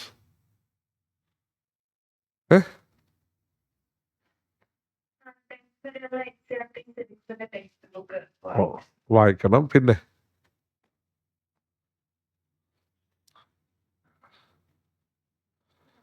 വേറെ ഏതാ ബുക്ക് എല്ലാവരും ഉപയോഗിക്കുന്ന ഒരു പുസ്തകം? ലക്ഷ്മികാന്ത് എന്ന് പറഞ്ഞ പുസ്തകം ഉണ്ടല്ലേ. പക്ഷെ നിങ്ങൾ ആദ്യം ഉപയോഗിക്കേണ്ട പുസ്തകം എന്ന് പറയുന്നത് ഇതൊന്നും തന്നെ അല്ല. നിങ്ങൾ ആദ്യം ഉപയോഗിക്കേണ്ട പുസ്തകം എന്ന് പറയുന്നത് ഇന്ത്യൻ കോൺസ്റ്റിറ്റ്യൂഷൻ തന്നെയാണ്. ഞാൻ എപ്പോഴും നിങ്ങളുടെ അടുത്ത് പറയും, അല്ലെങ്കിൽ ഞാൻ കുട്ടികളുടെ അടുത്ത് പറയും, നിങ്ങൾക്ക് നിങ്ങളുടെ ഫോണിൽ ഒരു കോൺസ്റ്റിറ്റ്യൂഷൻ്റെ ആപ്പ് ഡൗൺലോഡ് ചെയ്യുക. നിങ്ങളിങ്ങനെ എന്തെങ്കിലുമൊക്കെ പത്രമൊക്കെ വായിക്കുമ്പോൾ ഒരു ആർട്ടിക്കിൾ 59 പറയാം, നിങ്ങൾ ആർട്ടിക്കിൾ 1 പറഞ്ഞിട്ടുള്ള കാര്യം ഇതാണ്, ആർട്ടിക്കിൾ 240 ഇത് പറഞ്ഞിട്ടുണ്ടെന്നോ, ആർട്ടിക്കിൾ 142 അനുസരിച്ചിട്ട് ജുഡീഷ്യറി ഇങ്ങനെ ആക്ട് ചെയ്തെന്നോ ഒക്കെ നിങ്ങൾ പത്രത്തിലോ അല്ലാതെ വായിക്കുമ്പോൾ നിങ്ങൾ ആ ഫോൺ തുറന്ന് അല്ലെങ്കിൽ ആ ആപ്പ് തുറന്ന് ആ ആർട്ടിക്കിൾ ഒന്ന് ചുമ്മാ വായിച്ചു വെക്കണം. അപ്പോൾ നമ്മുടെ ഫസ്റ്റ് റെഫറൻസ് ബുക്ക് എന്ന് പറയുന്നത് നമ്മൾ കോൺസ്റ്റിറ്റ്യൂഷൻ തന്നെ. നിങ്ങൾക്ക് 2 രീതിയിൽ കോൺസ്റ്റിറ്റ്യൂഷനെ റെഫറൻസ് ആയിട്ട് യൂസ് ചെയ്യാം. ഒന്ന്, സാധാരണ ഒരു കോൺസ്റ്റിറ്റ്യൂഷൻ ഒരു ആപ്പ് നിങ്ങളുടെ ഫോണിൽ കരുതാം. രണ്ടാമത്, കോൺസ്റ്റിറ്റ്യൂഷൻ്റെ ബെയർ ആക്ടുകൾ മേടിക്കാൻ കിട്ടും. വെച്ചാൽ വലിയ എക്സ്പ്ലനേഷൻ ഒന്നും ഇല്ലാതെ കോൺസ്റ്റിറ്റ്യൂഷൻ്റെ ആർട്ടിക്കിൾസ് മാത്രമായിട്ടുള്ളത് വേണമെങ്കിൽ അത് കയ്യിൽ കരുതാം. ഞാൻ പറയുന്നത് ഇനി അതും അല്ലെങ്കിൽ നമുക്ക് ഇന്റർനെറ്റ് വലിയ തെറ്റില്ലാത്തൊരു സോഴ്സ് ഉണ്ട്. I will show you. ഞാൻ നിങ്ങൾക്കൊരു സോഴ്സ് കാണിച്ചു തരാം ഇന്റർനെറ്റിൽ. അപ്പം ഒന്ന് കോൺസ്റ്റിറ്റ്യൂഷൻ കയ്യിൽ കരുതുക. ഓക്കെ, എപ്പോഴെങ്കിലും എന്തെങ്കിലും വായിക്കുമ്പോൾ നോക്കുക. പിന്നെ 9ാം ക്ലാസ്സിലെയും 10ാം ക്ലാസ്സിലെയും 11ലെയും ടെക്സ്റ്റ് ബുക്കുകൾ പ്രധാനമായിട്ട് ഡെമോക്രാറ്റിക് പൊളിറ്റിക്സിൻ്റെ 2 ടെക്സ്റ്റ്, പിന്നെ ഇന്ത്യൻ കോൺസ്റ്റിറ്റ്യൂഷൻ അറ്റ് വർക്ക്സ് എന്ന് പറയുന്നൊരു ടെക്സ്റ്റ്, ബേസിക് പൊളിറ്റിക്കൽ തിയറി. ഈ പൊളിറ്റിക്കൽ തിയറിയിൽ നമ്മൾ കോൺസ്റ്റിറ്റ്യൂഷൻ ഇന്ത്യൻ പൊളിറ്റിനെക്കാട്ടി കൂടുതൽ ഇൻ ജനറലി പൊളിറ്റിക്സ് എങ്ങനെയാണ് ഫങ്ഷൻ ചെയ്യുന്നത്, പൊളിറ്റിക്കൽ തിയറി എങ്ങനെ ഫങ്ഷൻ ചെയ്യുന്നത് എന്നുള്ളതാണ് നമ്മൾ പഠിക്കുന്നത്. അപ്പോൾ പ്രധാനമായിട്ടും 9ലെയും 10ലെയും ഡെമോക്രാറ്റിക് പൊളിറ്റിക്സ് എന്നുള്ള ടെക്സ്റ്റ് 1 ഉം 2 ഉം, അതുപോലെ തന്നെ 11ലെ ഇന്ത്യൻ കോൺസ്റ്റിറ്റ്യൂഷൻ അറ്റ് വർക്ക് എന്ന് പറയുന്ന ടെക്സ്റ്റും. പക്ഷെ ഞാനെപ്പോഴും സജസ്റ്റ് ചെയ്യുന്നത് NCERT ഇമ്പോർട്ടൻ്റ് ആണോ എന്ന് വെച്ചാൽ ഇമ്പോർട്ടൻ്റ് ആണ്, but it doesn't means that you have to learn NCERT at first. നിങ്ങൾ NCERT ഏറ്റവും ആദ്യം വായിക്കണമെന്ന് യാതൊരു നിർബന്ധമില്ല. എന്തുകൊണ്ടാണെന്ന് വെച്ച് കഴിഞ്ഞാൽ ലക്ഷ്മികാന്ത് ആണെങ്കിലും ഈവൻ ഐലേണിലെ ക്ലാസ്സസ് ഒക്കെ ആണെങ്കിലും വളരെ ബേസ് ചെയ്യുന്നതാണ് നമ്മൾ സ്റ്റാർട്ട് ചെയ്യുന്നത്. അപ്പോൾ നമ്മൾ കുട്ടികളടുത്ത് പറയും, NCERT ഇമ്പോർട്ടൻ്റ് ആണ്, പക്ഷേ നിങ്ങളിപ്പോൾ ടെൻഷൻ അടിക്കണ്ട, നിങ്ങളിപ്പോൾ ക്ലാസ് ഒക്കെ അറ്റൻഡ് ചെയ്തോളൂ. ക്ലാസ് പഠിച്ച് മുന്നോട്ട് പോയി കഴിഞ്ഞിട്ട് NCERT എടുക്കുമ്പോൾ നമുക്ക് NCERT വളരെ പെട്ടെന്ന് വായിച്ചു തീർക്കാൻ പറ്റും. കാരണം ക്ലാസ്സിൽ അതിൻ്റെ ഐഡിയാസ് ഒക്കെ തന്നിട്ടുണ്ട്. You will take about 1/4 of the time to complete NCERT. പക്ഷേ നിങ്ങൾ ഇപ്പോൾ NCERT വായിക്കാൻ നിങ്ങൾ 4 മണിക്കൂർ എടുത്തു കഴിഞ്ഞാൽ നമുക്ക് 1 മണിക്കൂറിൽ ക്ലാസ് കഴിഞ്ഞാൽ വായിക്കാൻ പറ്റും. പക്ഷേ ക്ലാസ് ഫോളോ ചെയ്തതിന് ക്ലാസ്സിലൊക്കെ വളരെ ബേസിൽ നിന്ന് തന്നെയാണ് എടുക്കുക. Anyway, but if you want to read you can do it currently. നിങ്ങൾക്ക് NCERTs ഒക്കെ ഇപ്പോൾ ഒന്ന് നോക്കാം. ഓക്കെ, ശരി. അപ്പം അതാണ് സിലബസിനെ അതായത് സിലബസിനെ പറ്റിയും അതുപോലെ സോഴ്സിനെ പറ്റിയും. ഇനി ഇതിന് വേറെ ഇമ്പോർട്ടൻ്റ് ആസ്പെക്റ്റ് കൂടെ നമ്മൾ മനസ്സിലാക്കേണ്ടത് എന്താണെന്ന് വെച്ച് കഴിഞ്ഞാൽ ഈ സബ്ജക്റ്റ് ഒരു ഡൈനാമിക് സബ്ജക്റ്റാണ്. എന്താണ് ഒരു ഡൈനാമിക് സബ്ജക്റ്റ്? അതിന് അർത്ഥം എന്താ? What you mean by that dynamic being a dynamic subject എന്ന് വെച്ചാൽ എന്താ ഉദ്ദേശിക്കുന്നത്? എനിവൺ ആർക്കെങ്കിലും പറയാമോ? പൊളിറ്റി ഒരു ഡൈനാമിക് സബ്ജക്റ്റ് ആണ്. കേട്ടില്ല. അപ്പം ചലഞ്ചിങ് ആയിട്ടുള്ള എല്ലാ സബ്ജക്റ്റും നമുക്ക് ഡൈനാമിക് എന്ന് വിളിക്കാതെ. എന്താണ് ഡൈനാമിസം കൊണ്ട് ഉദ്ദേശിക്കുന്നത്? അത് തന്നെ എപ്പോഴും മാറ്റങ്ങൾ വിധേയമാണ്. എപ്പോഴും ന്യൂസിൽ ഇതിങ്ങനെ വന്നുകൊണ്ടേയിരിക്കും. അപ്പൊ ഇത് നമുക്ക് കംപ്ലീറ്റ്ലി പഠിക്കണമെന്നുണ്ടെങ്കിൽ നമുക്ക് എന്ത് വേണം? കംപ്ലീറ്റ്ലി പഠിക്കണമെന്നുണ്ടെങ്കിൽ നമ്മൾ എന്തുകൂടെ പഠിക്കണം? കറണ്ട് അഫയേഴ്സും കൂടെ നമ്മൾ പഠിക്കണം. Okay okay. അപ്പം റുബി പറയുന്നത് ഇറ്റ് അണ്ടർഗോസ് ചേഞ്ചസ്. ശരിയാണ്, ഇഷ്ടംപോലെ ചേഞ്ചസ് ഇത് അണ്ടർഗോ ചെയ്യുന്നുണ്ട്. അപ്പം നമ്മൾ പ്രധാനമായിട്ടും ചേഞ്ചസിനെക്കാട്ടി ഉപരിയായിട്ട് ഞാൻ പറയുന്നത് ഇത് എപ്പോഴും ഇങ്ങനെ ന്യൂസിൽ വന്നുകൊണ്ടിരിക്കുന്ന കാര്യമാണ്. ഒത്തിരി പുതിയ ഇൻസിഡന്റ് ഇതുമായിട്ട് ബന്ധപ്പെട്ടിട്ട് ഉത്ഭവിക്കുന്നുണ്ട്, സ്റ്റാർട്ട് ചെയ്യുന്നുണ്ട്, ഇനിഷ്യേറ്റ് ചെയ്യപ്പെടുന്നുണ്ട്. അപ്പം reading newspaper is very crucial for this paper. മനസ്സിലായോ? ഇപ്പം കുറച്ച് നാൾ മുമ്പ് വരെ right to privacy fundamental right ആയിരുന്നു. അല്ല, കോടതി right to privacy fundamental right ആണ് ഇപ്പോൾ ഒബ്സർവ് ചെയ്യാണ്. അതുപോലെ പല എലമെന്റുകളും പുതുതായിട്ട് വരുന്നുണ്ടാകും, പുതിയ ചേഞ്ചസുകൾ ഇൻകോപ്പറേറ്റ് ചെയ്യുന്നുണ്ടാകും. അപ്പം reading newspaper is something very crucial for this particular subject. ഈ സബ്ജക്റ്റ് ഒരു പ്രത്യേകതയാണ്, ഇതൊരു ഡൈനാമിക് സബ്ജക്റ്റ് ആണ്. കറണ്ട് അഫയേഴ്സുമായിട്ട് നല്ല രീതിയിൽ ഇതിന് ലിങ്ക് ഉണ്ട്. അപ്പം നമ്മൾ അതും കൂടെ ഫോളോ അപ്പ് ചെയ്ത് കഴിഞ്ഞാൽ മാത്രമേ ഈ സബ്ജക്റ്റ് എന്താകത്തുള്ളൂ, കംപ്ലീറ്റ് ആവത്തുള്ളൂ. ക്ലിയർ ആണ് പറഞ്ഞത്? Is there any doubt?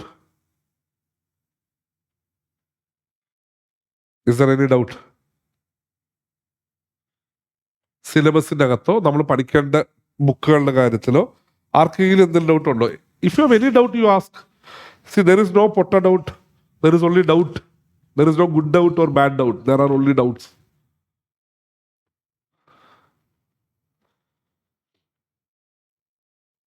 Current affairs എങ്ങനെ പഠിക്കണം എന്ന് ചോദിച്ചു കഴിഞ്ഞാൽ പ്രധാനമായിട്ടും നമ്മൾ ന്യൂസ് പേപ്പേഴ്സ് ആണ് കറണ്ട് അഫയേഴ്സിന്റെ സോഴ്സായിട്ട് ഐഡന്റിഫൈ ചെയ്യുന്നത്. നിങ്ങളിപ്പോൾ ഡിഗ്രിക്ക് പഠിച്ചുകൊണ്ടിരിക്കുന്ന കുട്ടികളാണ്. നിങ്ങൾക്ക് എല്ലാ ദിവസവും ഒരു പത്രം വായിക്കാൻ സാധിച്ചു കഴിഞ്ഞാൽ that is more than enough. നിങ്ങൾ നോട്ടൊന്നും എഴുതി പ്രിപ്പയർ ചെയ്യണമെന്നൊന്നും ഞാനിപ്പോൾ സജസ്റ്റ് ചെയ്യത്തില്ല. നിങ്ങൾ പത്രം വായിക്കുക എന്നുള്ളത് മാത്രമാണ്. ഐഡിയലി ഒരു ഇംഗ്ലീഷ് ന്യൂസ് പേപ്പർ വായിക്കുക. ഏത് പത്രം വായിക്കണമെന്ന് ചോദിച്ചു കഴിഞ്ഞാൽ there are 2 newspapers that is worth reading. One is The Hindu. എല്ലാവരും പറയുന്നതും എല്ലാവരും വായിക്കാൻ പറയുന്നത് ഹിന്ദു ആണ്. രണ്ടാമത്തെ ന്യൂസ് പേപ്പർ എന്ന് പറയുന്നത് ദ ഇന്ത്യൻ എക്സ്പ്രസ് ആണ്. ന്യൂ ഇന്ത്യൻ എക്സ്പ്രസ് അല്ല, which is something that we get here. അതല്ല, that is bad, that not good. Indian Express എന്ന് പറയുന്നത് ഭയങ്കര ഓൾഡ് ആയിട്ടുള്ള ന്യൂസ് പേപ്പറാണ്. അപ്പം അത് ഈ രാംനാഥ് ഗോയങ്ക എന്ന് പറഞ്ഞാൽ വളരെ ഫേമസ് ആണ്, അദ്ദേഹത്തിന്റെ പത്രമാണ്. അപ്പം അദ്ദേഹത്തിന്റെ കാലശേഷം ഇത് ഡിവൈഡ് ചെയ്ത് കഴിഞ്ഞപ്പോഴത്തേക്കും സൗത്തിൽ ന്യൂ ഇന്ത്യൻ എക്സ്പ്രസ്സും നോർത്തിൽ ഇന്ത്യൻ എക്സ്പ്രസ്സും പറഞ്ഞിട്ട് കണ്ടിന്യൂ ആണ് ചെയ്തത്. അപ്പം ഈ നോർത്തിൽ കിട്ടുന്ന ഇന്ത്യൻ എക്സ്പ്രസ് ആണ് യഥാർത്ഥത്തിൽ നല്ല ഇന്ത്യൻ എക്സ്പ്രസ്. അതായത് ദ ന്യൂ ഇന്ത്യൻ എക്സ്പ്രസ് എന്ന് പറയുന്നത് completely new editorial policy, completely new, അത് വേറൊരു പത്രം പോലെ തന്നെ. നമ്മുടെ ഇവിടെയൊക്കെ കിട്ടുന്നത് ഈ ന്യൂ ഇന്ത്യൻ എക്സ്പ്രസ് ആണ്. I wouldn't ask you to read that. ഒന്നുകിൽ ഹിന്ദു വായിക്കുക, അല്ലെങ്കിൽ എക്സ്പ്രസ് വായിക്കുക, ദ ഒറിജിനൽ എക്സ്പ്രസ് വായിക്കുക. ഇനി ഇത് രണ്ടും വായിക്കാനായിട്ട് നിങ്ങൾക്ക് എന്ത് ചെയ്താൽ മതി? നിങ്ങൾക്ക് ഇപ്പം കറന്റ് ആണെങ്കിൽ this is A month of എന്താണ് ഫ്രീഡം മന്ത് എന്ന് പറഞ്ഞ് ഇന്ത്യൻ എക്സ്പ്രസിൽ ഒരു ഓഫറൊക്കെ റൺ ചെയ്യുന്നുണ്ട്.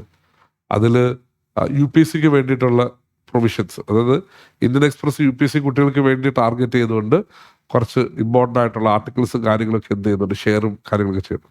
U can look into that. അതല്ല എൻ്റെ റീഡിംഗ് റൂമിൽ, എൻ്റെ ലൈബ്രറിയിൽ, സ്കൂൾ ലൈബ്രറിയിൽ എന്തുണ്ട്? ഹിന്ദു ഉണ്ട് സാർ, മതി. Hindu is more than enough. But read it, try to read it on an every day basis. അത് വായിക്കുമ്പോഴത്തേക്കും നമുക്ക് കുറേ എലമെന്റുകൾ കിട്ടും. അതല്ലാതെ നിങ്ങൾ പ്രത്യേകിച്ച് ഒരു മാഗസിൻ ഒന്നും ഇതിനു വേണ്ടിയിട്ട് നോക്കണമെന്നില്ല. Anything? Shall we move to the next? ചോദിച്ചോ, ന്യൂസ് പേപ്പർ എങ്ങനെ വായിക്കണം? ഞാനതാ പറഞ്ഞത്. ന്യൂസ് പേപ്പർ നിങ്ങൾ വായിക്കുമ്പോഴത്തേക്കുണ്ടല്ലോ, ഇപ്പം നിങ്ങളിപ്പോൾ കോളേജിൽ പഠിക്കുന്ന കുട്ടികളാണ്. ഇപ്പം ഇതിൽ എത്ര പേരാണ് ഫൈനൽ ഇയർ ഉള്ളവർ? All those are in final year, they may make notes so that they can actually give a very good attempt immediately after completing the examination.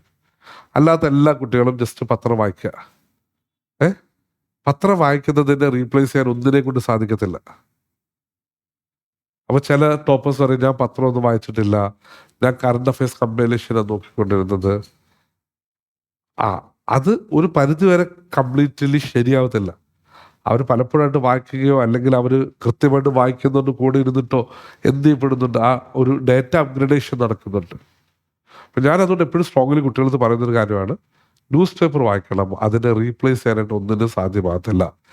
എങ്ങനെ വായിക്കണം എന്ന് ചോദിച്ചു കഴിഞ്ഞാൽ, ന്യൂസ് പേപ്പർ എടുക്കുക, ഫ്രണ്ട് പേജിലുള്ള എലമെന്റ്സ് നോക്കുക, politics അല്ലാത്ത എലമെന്റുകളെല്ലാം follow ചെയ്യുക.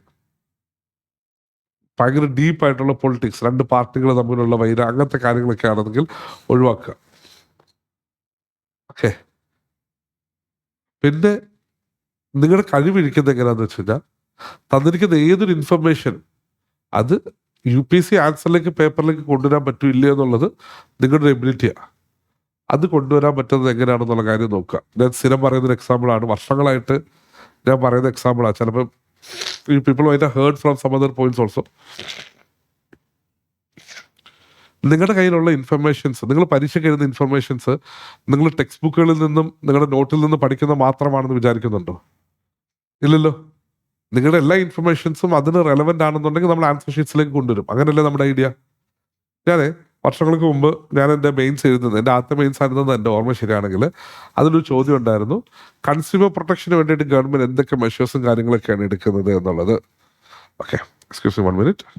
Okay, so let's continue. അപ്പോൾ ന്യൂസ് പേപ്പർ വായിക്കുന്ന കാര്യമാണ് നമ്മൾ പറഞ്ഞത്. ഐഡിയലി നമ്മൾ ന്യൂസ് പേപ്പർ വായിക്കുമ്പോൾ നമ്മൾ ശ്രദ്ധിക്കേണ്ട ഒന്നാമത്തെ എലമെന്റ് എന്ന് വെച്ച് കഴിഞ്ഞാൽ, ടു മച്ച് ഓഫ് പൊളിറ്റിക്സ് വരുന്ന ന്യൂസുകൾ നമുക്ക് ഒഴിവാക്കാം.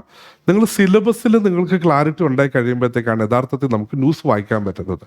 നമ്മൾ വായിക്കുന്ന ന്യൂസ് സിലബസിലെ ഏത് എലമെന്റിലാണ് അത് കണക്റ്റഡ് ആവുന്നത് എന്നുള്ളത് കൃത്യമായിട്ട് മനസ്സിലാക്കി വേണം നമ്മൾ മുന്നോട്ട് പോകുമ്പോൾ വായിക്കാനായിട്ട്. അപ്പം ഇത് സിലബസിൻ്റെ ഏത് പോർഷനിൽ വരുന്നുണ്ട്. ഇപ്പോൾ ഒരു പർട്ടിക്കുലർ ന്യൂസ് വായിച്ചു, ഇപ്പോൾ ഇത് എന്നുമായിട്ട് ബന്ധപ്പെട്ടിട്ടുള്ള ന്യൂസാണ്. ഫോർ എക്സാമ്പിൾ, നമ്മൾ നോക്കുമ്പോൾ ട്രംപിൻ്റെ ഒരു താരിഫിനെ പറ്റിയുള്ള ന്യൂസ് വായിക്കുന്നു. അപ്പോൾ ട്രംപിൻ്റെ താരിഫ് എന്ന് പറയുന്നത് ഇന്ത്യയും ഗ്ലോബൽ കൺട്രീസുമായുള്ള റിലേഷൻഷിപ്പ്, ഇന്ത്യ US റിലേഷൻഷിപ്പിൽ ഒരു ഇമ്പോർട്ടൻ്റ് എലമെൻ്റ് ആണ്. അപ്പോൾ നമുക്കത് അവിടെ അത് ഏത് ടോപ്പിക്കിലാണ് വരുന്നത് എന്നുള്ള കാര്യം നമ്മൾ മനസ്സിലാക്കുന്നു. മാത്രമല്ല, അത് GS3 പേപ്പർ എടുക്കുമ്പോഴത്തേക്കും ഇന്ത്യയുടെ എക്കണോമിക് ഡെവലപ്മെന്റിന്റെ അവിടെയും ഈ താരിഫിന്റെ എലമെന്റ് ഇമ്പോർട്ടൻ്റ് ആയിട്ട് വരും. അപ്പോൾ സിലബസിൽ ഇത് എവിടെയൊക്കെ വരാൻ സാധ്യതയുണ്ട് എന്ന് പറഞ്ഞ് കണക്ട് ചെയ്യാൻ പറ്റുന്നിടത്താണ് നമ്മൾ ന്യൂസ് പേപ്പർ വായിക്കുന്നതിന്റെ ഫസ്റ്റ് സ്റ്റെപ്പ് ഇരിക്കുന്നത്. ആ മാപ്പിംഗ് നടന്നിട്ടില്ല എന്നുണ്ടെങ്കിൽ ന്യൂസ് പേപ്പർ വായിക്കുന്നതിന് പ്രത്യേകിച്ച് കാര്യമില്ല എന്നുള്ളതാണ് ഫാക്ട്. ഓക്കെ, അപ്പം ന്യൂസ് പേപ്പർ വായിക്കുമ്പോഴത്തേക്കും സിലബസുമായിട്ട് മാപ്പ് ചെയ്തിട്ട് ഇമ്പോർട്ടൻ്റ് ആയിട്ടുള്ള ടോപ്പിക്കുകൾ വായിക്കുക. അതാണ് ഒരു ബേസിക് ഐഡിയ എന്ന് പറയുന്നത്. കേട്ടോ, ശരി, നമുക്ക് കണ്ടിന്യൂ ചെയ്താലോ? ഓക്കെ അല്ലേ? Shall we?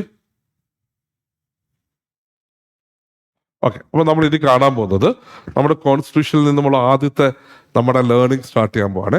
സബ്ജക്റ്റിന്റെ ബേസിക് ഇൻട്രൊഡക്ഷൻസ് കാര്യങ്ങളും കഴിഞ്ഞതിന് ശേഷം നമ്മുടെ കോൺസ്റ്റിറ്റ്യൂഷന്റെ ഏറ്റവും ഇമ്പോർട്ടൻ്റ് ആയിട്ടുള്ള സലൈൻ ഫീച്ചേഴ്സ് എന്തൊക്കെയാണെന്നുള്ളതാണ് ചോദിക്കുന്നത്. കേട്ടോ, അപ്പോൾ നമ്മുടെ കോൺസ്റ്റിറ്റ്യൂഷൻ്റെ സലൈൻ ഫീച്ചേഴ്സ് എന്തൊക്കെയാണ്? ഓക്കെ, ഒന്നാമത്തെ നമ്മുടെ കോൺസ്റ്റിറ്റ്യൂഷൻ്റെ ഒരു പോയിന്റ് എന്ന് പറയുന്നത്, ഇന്ത്യൻ കോൺസ്റ്റിറ്റ്യൂഷൻ എന്ന് പറയുന്നത് ഒരു റിട്ടൺ കോൺസ്റ്റിറ്റ്യൂഷൻ ആണ്. And it is one of the lengthiest written constitution. Okay, എന്താണ് ലെങ്തിയസ്റ്റ് റിട്ടൺ കോൺസ്റ്റിറ്റ്യൂഷൻ എന്ന കൺസെപ്റ്റ് കൊണ്ട് ഉദ്ദേശിക്കുന്നത്? First of all, what you mean by written constitution? അതെന്താ? ബാക്കി ചില കോൺസ്റ്റിറ്റ്യൂഷൻസ് റിട്ടൺ അല്ലാത്തതുണ്ടോ? Is there any unwritten constitution? Is there any unwritten constitution? Do any country has any unwritten constitution? Anyone? There are certain countries which has unwritten constitution. For example, Britain doesn't has a written constitution.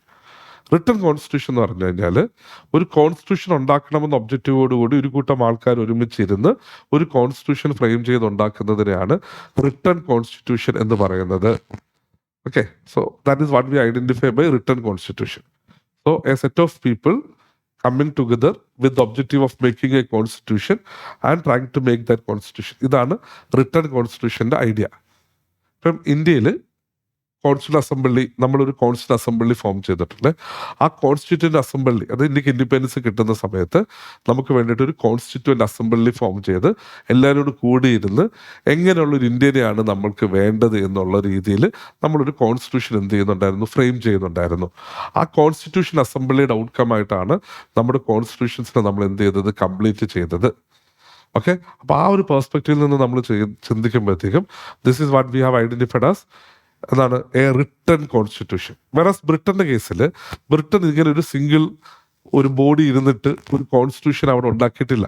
പകരം അവിടെ follow ചെയ്യുന്നത് എന്താണെന്ന് വെച്ച് കഴിഞ്ഞാൽ British parliament പല സമയത്തായിട്ട് pass ചെയ്തിരിക്കുന്ന important ആയിട്ടുള്ള ലെജിസ്ലേഷൻസിനെ base ചെയ്തിട്ടാണ് ബ്രിട്ടീഷ് സിസ്റ്റം ഫങ്ഷൻ ചെയ്യുന്നത്. അപ്പം ഇപ്പം ഇന്ത്യ എടുത്തു കഴിഞ്ഞാൽ അമേരിക്കയൊക്കെ എടുത്തു കഴിഞ്ഞാലും അവരൊക്കെ റിട്ടൺ കോൺസ്റ്റിറ്റ്യൂഷൻസിൻ്റെ എക്സാമ്പിൾസാണ്. എന്ന് വെച്ച് കഴിഞ്ഞാൽ ഒരു set of people has come together and decided to form and work together to form a constitution. ആ സിറ്റിങ്ങിൻ്റെ ഔട്ട്കം ആയിട്ടൊരു ഫൈനൽ ഔട്ട്പുട്ട് വരിക. അപ്പം അതാണ് റിട്ടൺ കോൺസ്റ്റിറ്റ്യൂഷൻ എന്ന് പറയുന്നത്. അതേസമയത്ത് there are certain countries where there legislative bodies might have made these fundamental laws which they have been following for some time. അപ്പം അതാകുമ്പോൾ അവിടുത്തെ കോൺസ്റ്റിറ്റ്യൂഷൻ ലോസ് കൊണ്ട് ആവുന്നത്. അപ്പം ഒരു ടിപ്പിക്കൽ എക്സാമ്പിൾ എന്ന് പറയുന്നത് ബ്രിട്ടൻ റിട്ടൺ കോൺസ്റ്റിറ്റ്യൂഷൻ ഇല്ല. Whereas in the case of India or US, we do has A written constitution. And when we look at India has the largest written constitution. ലോകത്തിലേക്ക് വെച്ച ഏറ്റവും വലിയ റിട്ടൺ കോൺസ്റ്റിറ്റ്യൂഷൻ എന്ന് പറയുന്നത് ഇന്ത്യയുടെയാണ്. To B exactly പറഞ്ഞു കഴിഞ്ഞാൽ ലോകത്തുള്ള രാജ്യങ്ങളുടെ കോൺസ്റ്റിറ്റ്യൂഷൻ വെച്ച് നോക്കുമ്പോൾ ഇന്ത്യൻ കോൺസ്റ്റിറ്റ്യൂഷൻ ഭയങ്കര വലുതാണ്. രാജ്യങ്ങൾക്ക് മാത്രമല്ല കോൺസ്റ്റിറ്റ്യൂഷൻ, ഈവൻ സ്റ്റേറ്റുകൾക്ക് കോൺസ്റ്റിറ്റ്യൂഷൻ ഉണ്ടാവാറുണ്ട്. ഇന്ത്യയിലില്ല. US ചില സ്റ്റേറ്റുകൾക്ക് അവരുടെ സ്വന്തമായിട്ട് കോൺസ്റ്റിറ്റ്യൂഷൻ ഉണ്ട്. അപ്പം സ്റ്റേറ്റുകളുടെ കോൺസ്റ്റിറ്റ്യൂഷൻ നോക്കുമ്പോൾ ചില സ്റ്റേറ്റുകൾക്ക് ഇന്ത്യൻ കോൺസ്റ്റിറ്റ്യൂഷനെ കാട്ടിയൊക്കെ വലിയ കോൺസ്റ്റിറ്റ്യൂഷൻ ഉള്ള ചില സ്റ്റേറ്റ് ഉണ്ട് USA കേട്ടോ. പക്ഷേ ഓരോ രാജ്യങ്ങൾ നമ്മൾ എടുത്ത് നോക്കുമ്പോഴത്തേക്കും ലോകത്തിലേക്ക് വെച്ച് ഏറ്റവും വലിയ കോൺസ്റ്റിറ്റ്യൂഷൻ എന്ന് വെച്ചാൽ ഒരു രാജ്യത്തിൻ്റെ കോൺസ്റ്റിറ്റ്യൂഷൻ എന്നുള്ള അർത്ഥത്തിൽ നോക്കുമ്പോൾ അത് ഇന്ത്യൻ കോൺസ്റ്റിറ്റ്യൂഷൻ ആണ്. അപ്പം നമുക്കൊരു പ്രിയാമ്പിളുണ്ട്. കോൺസ്റ്റിറ്റ്യൂഷൻ തുടങ്ങുന്ന മുമ്പ് ഒരു ബേസിക് ഐഡിയ നിന്ന് പ്രിയാമ്പിളുണ്ട്. തുടങ്ങുമ്പോൾ 395 ആർട്ടിക്കിൾസ് ആണ് നമ്മൾ പലപ്പോഴായിട്ട് ആഡ് ചെയ്തിട്ടുണ്ട്. 8 ഷെഡ്യൂൾ ഉണ്ടായിരുന്നു, അതിലേക്ക് ആഡ് ചെയ്ത് 12 ഷെഡ്യൂൾ വരെ നമ്മൾ എന്ത് ചെയ്തിട്ടുണ്ട്? കൊണ്ടുവന്നിട്ടുണ്ട്. ഓക്കെ, ഇനി വേറെ ഇമ്പോർട്ടൻ്റ് ആസ്പെക്ട് എന്ന് വെച്ച് കഴിഞ്ഞാൽ എന്തുകൊണ്ടാണ് ഇന്ത്യൻ കോൺസ്റ്റിറ്റ്യൂഷൻ ഇത്ര വലുതായി പോയത്? നമുക്കൊരു ചെറിയൊരു ഡോക്യുമെന്റ് ആക്കിയാൽ പോരായിരുന്നു? നമ്മളിപ്പോൾ കോൺസ്റ്റിറ്റ്യൂഷൻ ഒക്കെ ആണെങ്കിൽ വളരെ പെട്ടെന്ന് പഠിച്ചു തീർക്കാമായിരുന്നു. ഇപ്പോൾ കുറേ സമയം എടുക്കും നമുക്ക് പഠിക്കാൻ. ഞാനിങ്ങനെ പിള്ളേർക്ക് കളിയാക്കി പറയാം, അംബേദ്കർ സാറിൻ്റെ എന്താണ് ഭീമറാവ് അംബേദ്കർ സാഹിബിന്റെ റൈറ്റ് ബൈസെപ്സ് നോക്കിക്കഴിഞ്ഞാൽ ഭയങ്കര വലിയ ബൈസെപ്സ് അദ്ദേഹത്തിന്. കാരണം അത് 24 മണിക്കൂർ കയ്യിൽ ഈ വലിയ കോൺസ്റ്റിറ്റ്യൂഷൻ പിടിച്ചുകൊണ്ട് നിൽക്കുന്നുണ്ടാന്ന് പറയും. അമേരിക്കൻ കോൺസ്റ്റിറ്റ്യൂഷൻ റിലേറ്റീവ്ലി കുഞ്ഞു ഡോക്യുമെന്റാണ്. So why did we go for this lengthiest written constitution? നമ്മുടെ ഒബ്ജക്റ്റീവ് അതായിരുന്നോ? എല്ലാവരോടും കൂടിയിരുന്നപ്പോൾ നമ്മൾ തീരുമാനിച്ചു let's make the biggest constitution the world has ever seen. അല്ല, നമ്മൾ ജോഗ്രഫിക്കലി ഭയങ്കര വാസ്റ്റ് ആയിട്ടൊരു കൺട്രിയാണ്. അപ്പം നമ്മുടെ ഈ ജോഗ്രഫിക്കൽ വാസ്റ്റ്നെസ്സും ഡൈവേഴ്സിറ്റിയും ഒക്കെ നമ്മുടെ കോൺസ്റ്റിറ്റ്യൂഷനിലേക്ക് അഡ്രസ് കൊണ്ടുവരണമല്ലോ. കുറച്ച് കൂടുതൽ സ്ഥലവും സ്പേസും എടുക്കേണ്ടി വന്നു. പിന്നെ നമുക്ക് സെൻട്രലും സ്റ്റേറ്റിനും നമുക്ക് പ്രത്യേക കോൺസ്റ്റിറ്റ്യൂഷൻ ഉണ്ടോ? ഇല്ല. നമുക്ക് സെൻട്രലും സ്റ്റേറ്റിനും കൂടെ ഒരു സിംഗിൾ കോൺസ്റ്റിറ്റ്യൂഷനേ ഉള്ളൂ.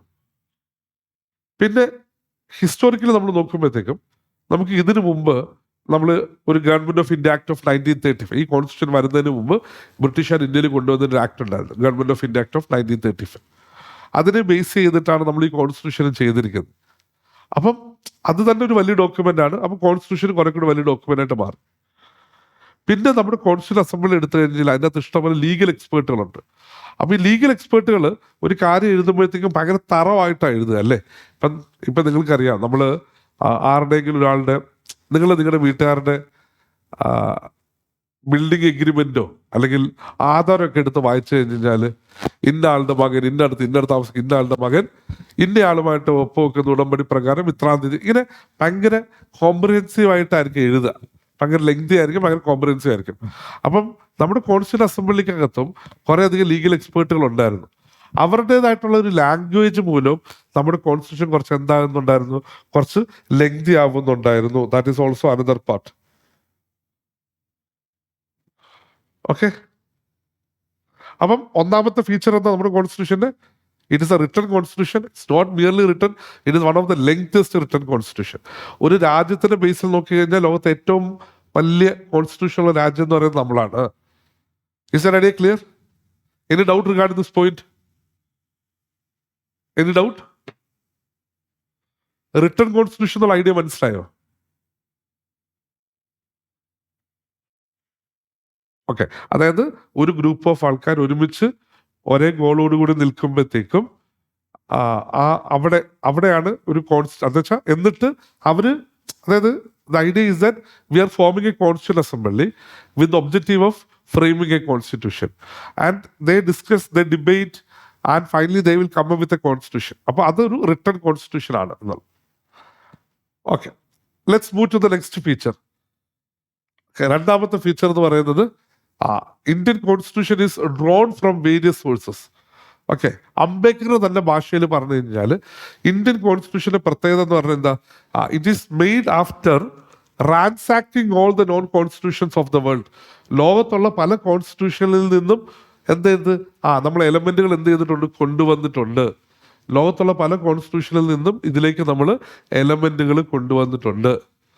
അതാണ് അംബേദ്കർ നമ്മുടെ കോൺസ്റ്റിറ്റ്യൂഷനിൽ പറയുന്നത്. റാൻസാക്കിയെന്ന് വെച്ചാൽ എന്താ?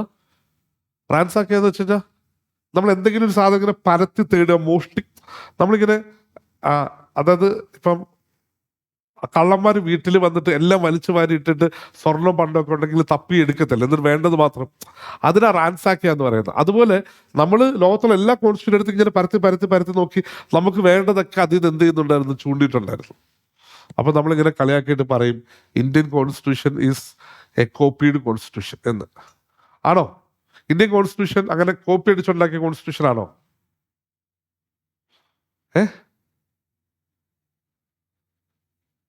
നമ്മൾ തിരിച്ചു പറയും, നമ്മൾ പറയും എന്താണ്, ഇപ്പൊ നമ്മൾ ഗോപി സുന്ദറിന്റെ അടുത്തേ, ഗോപി സുന്ദർ ഫേമസ് ആയ മ്യൂസിക് ഡയറക്ടറാണ് അല്ലേ. അദ്ദേഹത്തിനോട് ചോദിക്കുകയാണ്, സാറിന്റെ ഏറ്റവും ലേറ്റസ്റ്റ് ആയിട്ടുള്ള പാട്ട് കേൾക്കുമ്പോഴത്തേക്കും ഒരു അറബിക് ഫോക്ക് സോങ്ങിനെ പോലെ ഉണ്ടല്ലോ എന്ന് ചോദിക്കും. അപ്പൊ അങ്ങനെ പറയും അത് കോപ്പി അടിച്ചാണെന്ന്. അപ്പൊ ഗോപി സുന്ദർ എന്താ പറയുന്നത്? എന്തു പറയും? I was inspired from that Arabic song, and that music turned out to be an inspiration for this work. അല്ലേ? അപ്പൊ നമ്മളിപ്പോ കോപ്പി എന്ന് പറയത്തില്ല, കോപ്പി എന്നൊക്കെ പറയുന്നത് കുറച്ചിലാണ്. അപ്പൊ നമ്മൾ പറയും ഇൻസ്പയർഡ്. ഇൻ ദാറ്റ് സെൻസ് നമുക്ക് വേണേൽ പറയാം എന്താണ്, Indian constitution is an inspired constitution. We took inspirations from എന്താണ് കോൺസ്റ്റിറ്റ്യൂഷൻസ് അക്രോസ് ദ വേൾഡ്. ലോകത്തുള്ള പല കോൺസ്റ്റിറ്റ്യൂഷനിൽ നിന്ന് നമ്മൾ എന്ത് ചെയ്യുന്നുണ്ട്, ഇൻസ്പിറേഷൻസ് കൊണ്ടുവരുന്നുണ്ട്. USA നിന്ന് ഫണ്ടമെന്റൽ റൈറ്റ്സ് ജുഡീഷ്യൽ റിവ്യൂ എന്നുള്ള സംഭവം കൊണ്ടുവരുന്നുണ്ട്. അയർലൻഡിൽ നിന്നുമാണ് DPSP എന്നുള്ള പ്രൊവിഷൻ. കാനഡയിലെ ഫെഡറൽ സിസ്റ്റംസ് കൊണ്ടുവരുന്നുണ്ട്. ജർമ്മനിയിൽ ഉള്ളൊരു പ്രൊവിഷനാ എമർജൻസിയുടെ സമയത്ത് ഫണ്ടമെന്റൽ റൈറ്റ്സ് വയലേറ്റ് എന്തെങ്കിലും സസ്പെൻഡ് ചെയ്യപ്പെടും എന്നുള്ളത്, അത് അവിടെ നിന്ന് എടുക്കുന്നുണ്ട്. പിന്നെ കൺകറന്റ് ലിസ്റ്റ് എന്ന് പറഞ്ഞ പ്രൊവിഷൻ ഉണ്ട്. ഇതൊക്കെ നമ്മൾ മുന്നോട്ട് പോകുമ്പോൾ പഠിക്കുന്ന കാര്യങ്ങളാണ്. അങ്ങനെ ലോകത്തുള്ള പല കോൺസ്റ്റിറ്റ്യൂഷനിൽ നിന്ന് നമ്മൾ എലമെന്റുകൾ എന്ത് ചെയ്യുന്നുണ്ട്, കൊണ്ടുവരുന്നുണ്ട്. അപ്പൊ എന്റെ ചോദ്യം എന്താണെന്ന് വെച്ച് കഴിഞ്ഞാല്, why didn't we go for making a constitution of our own? നമ്മുടെ മാത്രമായിട്ടുള്ളൊരു കോൺസ്റ്റിറ്റ്യൂഷൻ ഉണ്ടാക്കിക്കൂടായിരുന്നു?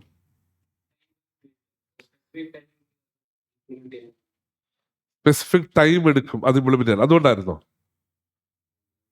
അല്ല ഞാൻ ചോദിച്ചിങ്ങനെയാണ്, നമുക്ക് കുറെ സമയം ഉണ്ടായിരുന്നു, നമുക്ക് നമ്മുടേത് മാത്രം ഒരു കോൺസ്റ്റിറ്റ്യൂഷൻ ഉണ്ടാക്കാമായിരുന്നു എന്നാണോ? The point is that India is a late enter into the making of the constitution അല്ലേ. അമേരിക്കൻ കോൺസ്റ്റിറ്റ്യൂഷൻ 1700s മുതൽ ഇങ്ങോട്ട് നോക്കി കഴിഞ്ഞാൽ ലോകത്ത് പല കോൺസ്റ്റിറ്റ്യൂഷൻസ് ഓൾറെഡി ഫ്രെയിംഡ് ആയിട്ടുണ്ട്. അപ്പം ഈ നമ്മൾ ഈ കൊണ്ടുവരാൻ നോക്കുന്ന ഫണ്ടമെന്റൽ വാല്യൂസ് എന്ന് പറയുന്നത് ഒരു രാജ്യത്തിന് കുത്തകാവകാശമൊന്നുമല്ല. ഫണ്ടമെന്റൽസ് എന്താ ബ്രിട്ടൻ അല്ല അമേരിക്കക്കാർക്ക് മാത്രമുള്ളതാണോ? അല്ല, ആദ്യമായി അവരുടെ കോൺസ്റ്റിറ്റ്യൂഷന് പറഞ്ഞിട്ടുണ്ടായിരിക്കും, പക്ഷേ ഈ ഫണ്ടമെന്റൽ എന്ന് പറയുന്നത് എല്ലാവർക്കും ഉള്ളതാണ്. പാർലമെന്റ് സിസ്റ്റം ബ്രിട്ടന്റെ മാത്രം കുത്തകയാണോ? അല്ല. ഫസ്റ്റ് ഓഫ് ഓൾ അത് അവിടെ ആയിരിക്കും വന്നിട്ടുണ്ട്, അത് ദാറ്റ് സംതിങ്. അപ്പൊ അംബേദ്കർ തന്നെ പറയുന്നുണ്ട്, ഈ കോൺസ്റ്റിറ്റ്യൂഷൻ്റെ അകത്ത് കൊണ്ടുവരുന്ന ചില വാല്യൂസ്, ചില പ്രിൻസിപ്പിൾസ് എന്ന് പറയുന്നതൊന്നും ഒരു രാജ്യത്തിന്റെ കുത്തകയൊന്നും അല്ല, അത് എല്ലാവർക്കും അവകാശപ്പെട്ട കാര്യങ്ങളാണ്, അത് നമ്മൾ ഉപയോഗിക്കുന്നു. ഒന്ന്. രണ്ട്, our objective was never to create a constitution, I mean to an original document. ഒരു ഒറിജിനൽ കോൺസ്റ്റിറ്റ്യൂഷനോ ഒറിജിനൽ ഡോക്യുമെന്റ് ഉണ്ടാക്കാനല്ലായിരുന്നു നമ്മുടെ objective. Our objective was more to create a working constitution. എന്ന് വെച്ചാൽ അത് വർക്ക് ചെയ്യണം. അപ്പൊ നമ്മൾ എന്ത് ചെയ്തു? നമ്മൾ അവിടെ നിന്ന് ഈ പോയിന്റ് എടുത്തു, നല്ലതാ. ഫോർ എക്സാമ്പിൾ, ഫണ്ടമെന്റൽ റൈറ്റ്സ്, ജനങ്ങളുടെ മൗലിക അവകാശം, അത് നമ്മൾ എവിടുന്ന് എടുത്തത്? വി ടുക്ക് ഇറ്റ് ഫ്രം, എവിടുന്ന് എടുത്തത്? ഫണ്ടമെന്റൽ റൈറ്റ്സ് US-ൽ നിന്നാണ്, അമേരിക്കയിൽ തന്നെ എടുത്തത്. കറക്റ്റ്. അപ്പം അത് നമ്മൾ US-ൽ നിന്നാണ് എടുത്തത്. പക്ഷെ US-ൽ പറഞ്ഞിരിക്കുന്ന എല്ലാ ഫണ്ടമെന്റൽ റൈറ്റ്സ് ഇവിടെ ഉണ്ടോ? ഉണ്ടോ? ഇല്ലല്ലോ. അപ്പം ഞാൻ എക്സാമ്പിൾ പറയാം.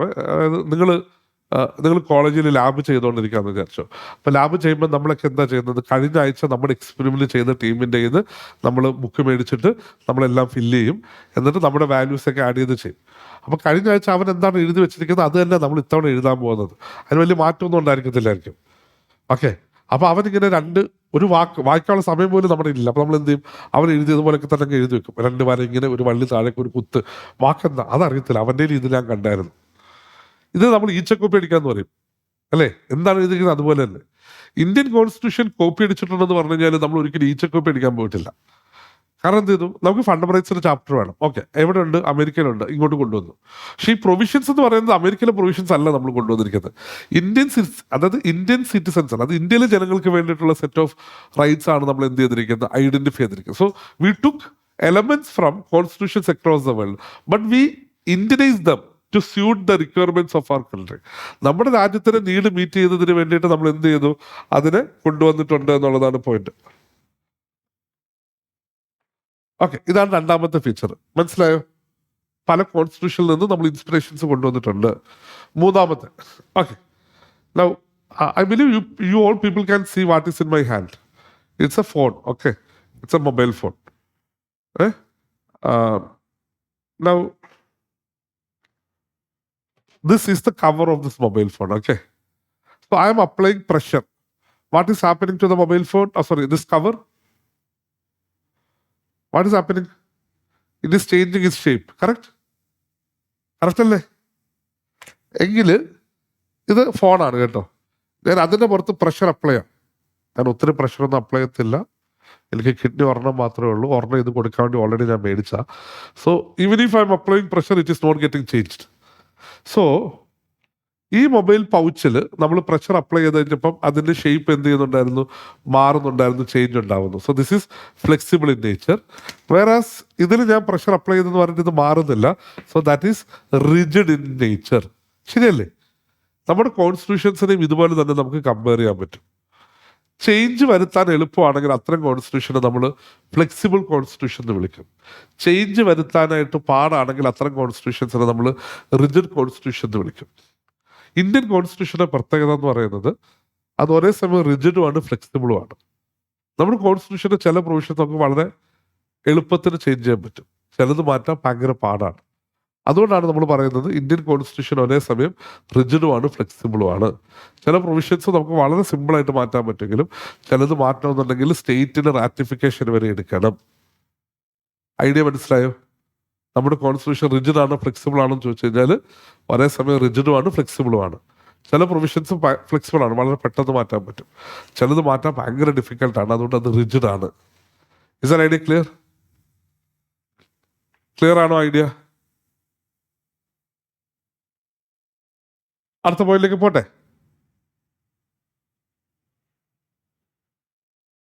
നിങ്ങളെല്ലാവരും അവിടെ തന്നെ ഇരിപ്പുണ്ടോ അതോ ഇട്ടേച്ച് പോയല്ലേ? ക്ലിയർ ആണ്? ഓക്കെ, അടുത്തത് ഫെഡറൽ സിസ്റ്റം വിത്ത് യൂണിറ്ററി ബയാസ്. ഓക്കെ, അതെന്താണ് ഈ ഫെഡറൽ സിസ്റ്റം എന്നുള്ള കൺസെപ്റ്റ് കൊണ്ട് ഉദ്ദേശിക്കുന്നത് നമുക്ക് നോക്കാം. ഓക്കെ, ഇന്ത്യ ഒരു ഫെഡറൽ രാജ്യമായിട്ടാണ് നമ്മൾ ഐഡന്റിഫൈ ചെയ്തത്. എന്താണ്? ഒരു ഫെഡറൽ കൺട്രിയാണ്. എന്താണ് ഒരു ഫെഡറൽ കൺട്രിയുടെ പ്രത്യേകത? അതായത് വലിയ രാജ്യങ്ങളാകുമ്പോഴത്തേക്കുണ്ടല്ലോ ഒരു സെൻട്രൽ ഗവൺമെന്റിന് മൊത്തത്തിൽ ഇത് ഭരിക്കുക എന്ന് പറയുന്നത് ഭയങ്കര ഡിഫിക്കൽട്ടാണ്. അപ്പം നമ്മൾ എന്ത് ചെയ്യും?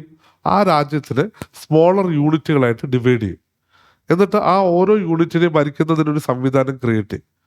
നമ്മളും അത്തരം ഒരു സംവിധാനത്തിൽ കൂടി തന്നെയാണ് പോകുന്നത്. നമുക്ക് ഒരു സെൻട്രൽ ഗവൺമെന്റ് ഉണ്ട്, പിന്നെ ഇന്ത്യ മുഴുവൻ സ്മോളർ യൂണിറ്റ്സ് ആയിട്ട് ഡിവൈഡ് ചെയ്തിട്ടുള്ള സ്റ്റേറ്റുകളുണ്ട്. സെൻട്രൽ ഗവൺമെന്റ് ഉള്ളതുപോലെ തന്നെ നമുക്കൊരു സ്റ്റേറ്റ് ഗവൺമെന്റും ഉണ്ട്. അപ്പം ഇങ്ങനെ സെൻട്രലും സ്റ്റേറ്റ് ഗവൺമെന്റുമുള്ള അവർ രണ്ടുപേരും തമ്മിലുള്ള പവേഴ്സ്, അതായത് സെൻട്രൽ ഗവൺമെന്റ് എന്തൊക്കെ കാര്യങ്ങൾ ചെയ്യണമെന്നും സ്റ്റേറ്റ് ഗവൺമെന്റ് എന്തൊക്കെ കാര്യങ്ങൾ ചെയ്യണമെന്നും കൃത്യമായിട്ട് കോൺസ്റ്റിറ്റ്യൂഷനിൽ ഡിഫൈൻ ചെയ്ത് വെച്ചിരിക്കുന്ന ഒരു സിസ്റ്റമാണ് നമ്മുടേത്. അപ്പൊ അങ്ങനെ നോക്കുമ്പോഴത്തേക്ക് നമ്മുടെ സിസ്റ്റത്തിനെ ഒരു ഫെഡറൽ സിസ്റ്റം എന്ന് നമുക്ക് ഐഡന്റിഫൈ ചെയ്യാം. നമ്മുടെ ഒരു ഫെഡറൽ കോൺസ്റ്റിറ്റ്യൂഷൻ ആണ്. കാരണം എന്തുകൊണ്ടാണ്? അംബേദ്കർ പറയുന്നത് നമ്മുടെ ഒരു ഫെഡറൽ കോൺസ്റ്റിറ്റ്യൂഷൻ തന്നെയാണ്. കാരണം we have divided between the powers of the central government and the state government in the constitution itself. നമ്മുടെ കോൺസ്റ്റിറ്റ്യൂഷനകത്ത് 7ാമത്തെ ഷെഡ്യൂൾ എന്നൊരു ഷെഡ്യൂളുണ്ട്. അതിനകത്ത് 3 ലിസ്റ്റ് ഉണ്ട്. അതിലൊരു ലിസ്റ്റ് എന്ന് പറയുന്നത് യൂണിയൻ ലിസ്റ്റ് എന്നാണ് പറയുന്നത്. ആ യൂണിയൻ ലിസ്റ്റിൽ പറഞ്ഞിരിക്കുന്ന കാര്യങ്ങളെല്ലാം ചെയ്യുന്നത് സെൻട്രൽ ഗവൺമെന്റാണ്. അവർക്ക് അത് ചെയ്യാൻ പറ്റത്തുള്ളൂ. സ്റ്റേറ്റ് ലിസ്റ്റിലെ കാര്യങ്ങൾ പറഞ്ഞിരിക്കുന്നത് ആരാ? അത് സ്റ്റേറ്റ് ഗവൺമെന്റ് ചെയ്യാനുള്ള കാര്യങ്ങളാണ് പറഞ്ഞിരിക്കുന്നത്. അപ്പോൾ സ്റ്റേറ്റിൽ എന്തൊക്കെ കാര്യങ്ങൾ ചെയ്യണമെന്നും സെൻട്രൽ എന്തൊക്കെ കാര്യങ്ങൾ ചെയ്യണമെന്നും ഉള്ളത് വളരെ കൃത്യമായിട്ട് എവിടെ ഐഡന്റിഫൈ ചെയ്തിട്ടുണ്ട്? നമ്മുടെ കോൺസ്റ്റിറ്റ്യൂഷനിൽ പറഞ്ഞിട്ടുണ്ട്. അതുകൊണ്ടാണ് നമ്മൾ നമ്മുടെ കോൺസ്റ്റിറ്റ്യൂഷനെ എന്തെന്ന് വിളിക്കുന്നത്? നമ്മുടെ ഒരു ഫെഡറൽ കോൺസ്റ്റിറ്റ്യൂഷൻ ആണെന്ന് വിളിക്കുന്നത്. നമ്മുടെ ഒരു ഫെഡറൽ കോൺസ്റ്റിറ്റ്യൂഷൻ ആണെങ്കിൽ കൂടിയും നമ്മൾ അമേരിക്കയിലെ പോലത്തെ ഒരു ഫെഡറൽ സംവിധാനമല്ല. അമേരിക്കയിലുണ്ടല്ലോ ഓരോ സംസ്ഥാനങ്ങൾക്കും കുറെ കൂടി ഇൻഡിപെൻഡൻസ് ഫ്രീഡം ഉണ്ട്. അവർക്ക് അവരുടേതായിട്ടുള്ള സെറ്റ് ഓഫ് നിയമങ്ങളും നിയമാവലികളും ഒക്കെ ഉണ്ട്. അവർക്ക് സ്വന്തമായിട്ട് സിറ്റിസൺഷിപ്പ് ഉണ്ട്. നിങ്ങളുടെ ഏതെങ്കിലും സുഹൃത്ത് ഇപ്പോൾ ഒന്നുകിൽ ചിലപ്പോൾ ഗ്രാജുവേഷനിൽ നിങ്ങളുടെ കൂടെ +1 +2 പഠിച്ചൊരു സുഹൃത്ത് ഇപ്പോൾ USA അല്ലെങ്കിൽ കാനഡയിൽ അങ്ങനെ പുറം രാജ്യത്തിലേക്ക് പോയിട്ടുണ്ടായിരിക്കും. USA പോയിട്ടുള്ള ഒരാൾക്ക് അവിടെ സിറ്റിസൺഷിപ്പ് എടുക്കാൻ ചെന്നെന്ന് വിചാരിച്ചു. അയാൾക്ക് അവിടെ സിറ്റിസൺഷിപ്പ് കിട്ടുമ്പോഴത്തേക്കും അയാൾ ഒരേ സമയം അമേരിക്കൻ ഐക്യനാണ്, അത് യുണൈറ്റഡ് സ്റ്റേറ്റ്സ് ഓഫ് അമേരിക്കയുടെ സിറ്റിസണാണ്. അതുപോലെ തന്നെ അയാൾ ഏത് സ്റ്റേറ്റിലാണോ വർക്ക് ചെയ്യുന്നത് അവിടുത്തെ സിറ്റിസണാണ്. ഉദാഹരണത്തിന് എൻ്റെ ഒരു ഫ്രണ്ട് ഇപ്പം കറൻ്റ്ലി അരിസോണ സ്റ്റേറ്റ് യൂണിവേഴ്സിറ്റിയിൽ പഠിക്കാൻ പോയതാണ്. ഇപ്പം അവൻ അരിസോണയിലാണ്. അവനവിടെ US സിറ്റിസൺഷിപ്പിന് വേണ്ടിയിട്ടുള്ള പ്രൊവിഷൻസും കാര്യങ്ങളൊക്കെ ചെയ്തിട്ടുണ്ട്. അവൻ സിറ്റിസൺഷിപ്പ് കിട്ടുമ്പോഴത്തേക്കും he will become a citizen of Arizona and citizen of United States of America. ഇന്ത്യയിൽ ഇങ്ങനെ കുറച്ചാൾ കേരളത്തിലൊരാൾ വന്ന് നിന്നിട്ട് ആൾക്ക് സിറ്റിസൺഷിപ്പ് കിട്ടുമ്പം will he or she become citizen of Kerala? പോട്ടെ, നമ്മൾ ആരെങ്കിലും സിറ്റിസൺ ഓഫ് കേരള ആണോ? അല്ല. We can never identify our self as citizen of Kerala. We are always citizen of India. അപ്പം അതാണ് നമ്മുടെ കൺസെപ്റ്റിന്റെ ഒരു പ്രത്യേകത എന്ന് വെച്ച് കഴിഞ്ഞാൽ, അപ്പം നമ്മുടെ ഇതൊരു ഫെഡറൽ സിസ്റ്റമാണ്, പക്ഷെ യൂണിറ്ററി ബയാസ് ഉണ്ട്. യൂണിറ്ററി ബയാസ് എന്ന് വെച്ച് കഴിഞ്ഞാൽ നമ്മൾ കൂടുതൽ പവേഴ്സും കാര്യങ്ങളും കൊടുത്തിരിക്കുന്ന ആർക്കാ? സെൻട്രൽ ഗവൺമെന്റിന്. അമേരിക്കയിൽ വെച്ച് നോക്കുമ്പോൾ അമേരിക്കയിലെ സ്റ്റേറ്റിനുള്ള അത്ര പവേഴ്സ് നമ്മുടെ ഇവിടുത്തെ സ്റ്റേറ്റ് ഗവൺമെന്റ് ഇല്ല. കുറെ കൂടി പവേഴ്സ് ഉള്ളത് ആർക്കാ? സെൻട്രൽ ഗവൺമെന്റിനാണ്. ഇതാണ് ഫെഡറൽ സിസ്റ്റം വിത്ത് യൂണിറ്ററി ബയാസ് എന്നുകൊണ്ട് ഉദ്ദേശിക്കുന്നത്. മനസ്സിലായോ?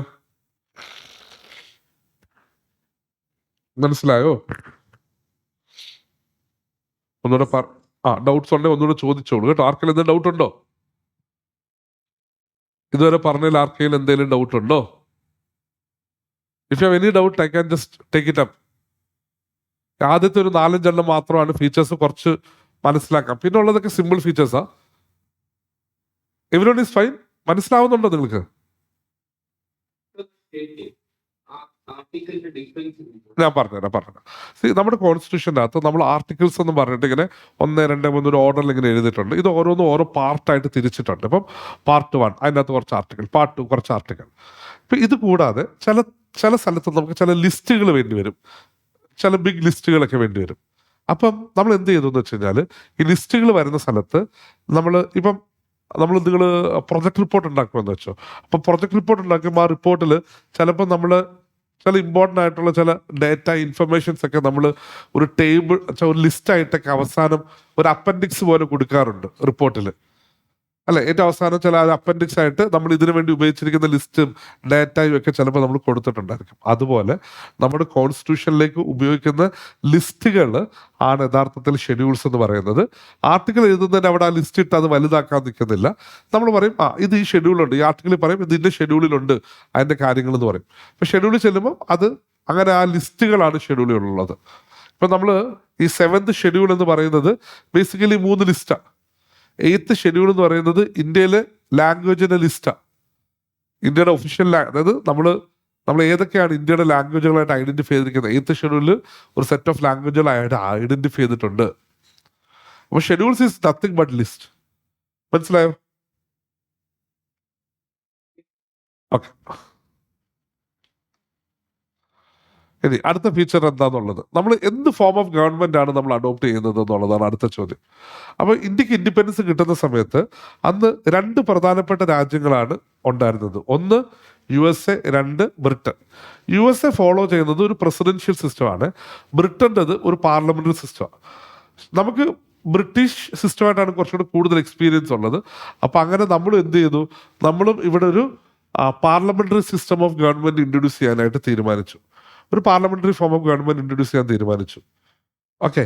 അപ്പം അതിന്റെ പാർട്ടായിട്ട് നമുക്ക് നോമിനൽ എക്സിക്യൂട്ടീവ് ഉണ്ട്, റിയൽ എക്സിക്യൂട്ടീവ് ഉണ്ട്. നോമിനൽ എന്ന് വെച്ചിട്ടുണ്ടെങ്കിൽ പേരിന്. ഇപ്പം ഹെഡ് ഓഫ് ദ സ്റ്റേറ്റ് ആരാ? നമ്മുടെ ഹെഡ് ഓഫ് ദ സ്റ്റേറ്റ് പ്രസിഡന്റാ. പക്ഷെ യഥാർത്ഥത്തിൽ പവർ ആരുടെ കയ്യില? പ്രൈം മിനിസ്റ്ററിന്റെ കയ്യില. അതാണ് ഈ നോമിനലും റിയലും കൊണ്ട് ഉദ്ദേശിക്കുന്നത്. ഇനി പാർലമെന്ററി സിസ്റ്റമാണ്. അതനുസരിച്ചിട്ട് ഏത് പാർട്ടിക്കാണ് ലോക്സഭയിൽ മജോറിറ്റി ഉള്ളത് അവരായിരിക്കും ഗവൺമെന്റ് ഫോം ചെയ്യുന്നത്, അവരായിരിക്കും റൂൾ ചെയ്യുന്നത്. അതാണ് ഈ മജോറിറ്റി പാർട്ടി റൂൾ എന്നുകൊണ്ട് ഉദ്ദേശിക്കുന്നത്. ഇനി നമ്മൾ എക്സിക്യൂട്ടീവ് എന്ന് പറയുന്നത് നമ്മുടെ കൗൺസിൽ ഓഫ് മിനിസ്റ്റേഴ്സ്, അതായത് PM ഹെഡ് ചെയ്യുന്ന കൗൺസിൽ ഓഫ് മിനിസ്റ്റേഴ്സിനെയാണ് നമ്മൾ അവരാണ് എക്സിക്യൂട്ടീവിന്റെ പ്രധാന എലമെന്റ്. ഈ ആരാണ് PM ആവുന്നത് എന്നുള്ള കാര്യം ആരാ തീരുമാനിക്കുന്നത്? Who decides and who will become the PM? അല്ലെങ്കിൽ who decides which party will come to the power? ആരാണ്? അതായത് പ്രസിഡന്റ് റാൻഡംലി ഡിസൈഡ് ചെയ്യാൻ പറ്റും. അത് പ്രസിഡന്റ് ആണ് വിളിക്കുന്നത്. On the basis of what?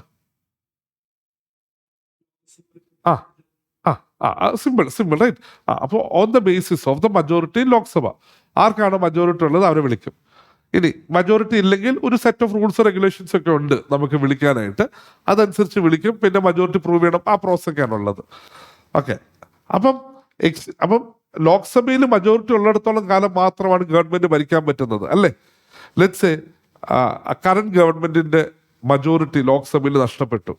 Can the rule further? ഇല്ല. മജോറിറ്റി നഷ്ടപ്പെട്ടു കഴിഞ്ഞാൽ പിന്നെ എന്ത് ചെയ്യാൻ പറ്റത്തില്ല, പിന്നെ റൂൾ ചെയ്യാൻ പറ്റത്തില്ല. മനസ്സിലായോ? മജോറിറ്റി മജോറിറ്റി ഇൻ ലോക്സഭ, അതായത് ലെജിസ്ലേച്ചറിൽ മജോറിറ്റി ഉണ്ടെങ്കിൽ മാത്രമേ ഭരിക്കാൻ സാധിക്കത്തുള്ളൂ. ഇനി നമ്മുടെ പാർലമെന്ററി ഫോമിന്റെ മറ്റൊരു പ്രത്യേകത എന്താന്ന് വെച്ച് കഴിഞ്ഞാല് നമ്മുടെ മന്ത്രിമാരാരാ? Who are our ministers?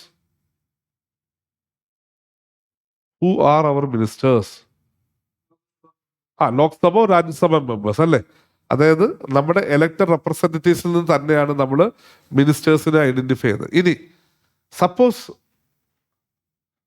Member അല്ലാത്ത ഒരാൾ, അതായത് ലോക്സഭയിലും രാജ്യസഭയിലും മെമ്പർ അല്ലാത്ത ഒരാൾക്ക് മിനിസ്റ്റർ ആവാൻ പറ്റുമോ? ആവാൻ പറ്റും.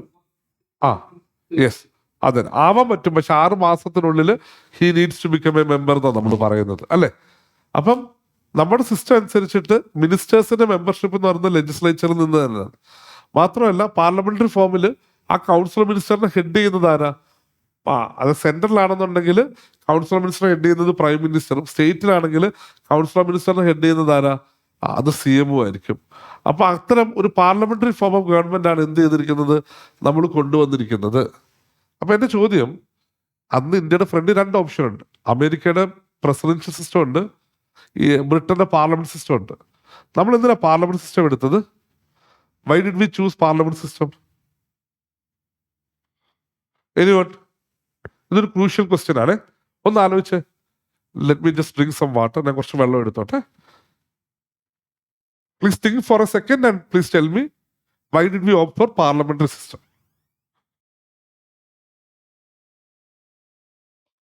Now, please tell, why did we opt for parliamentary system instead of presidential format?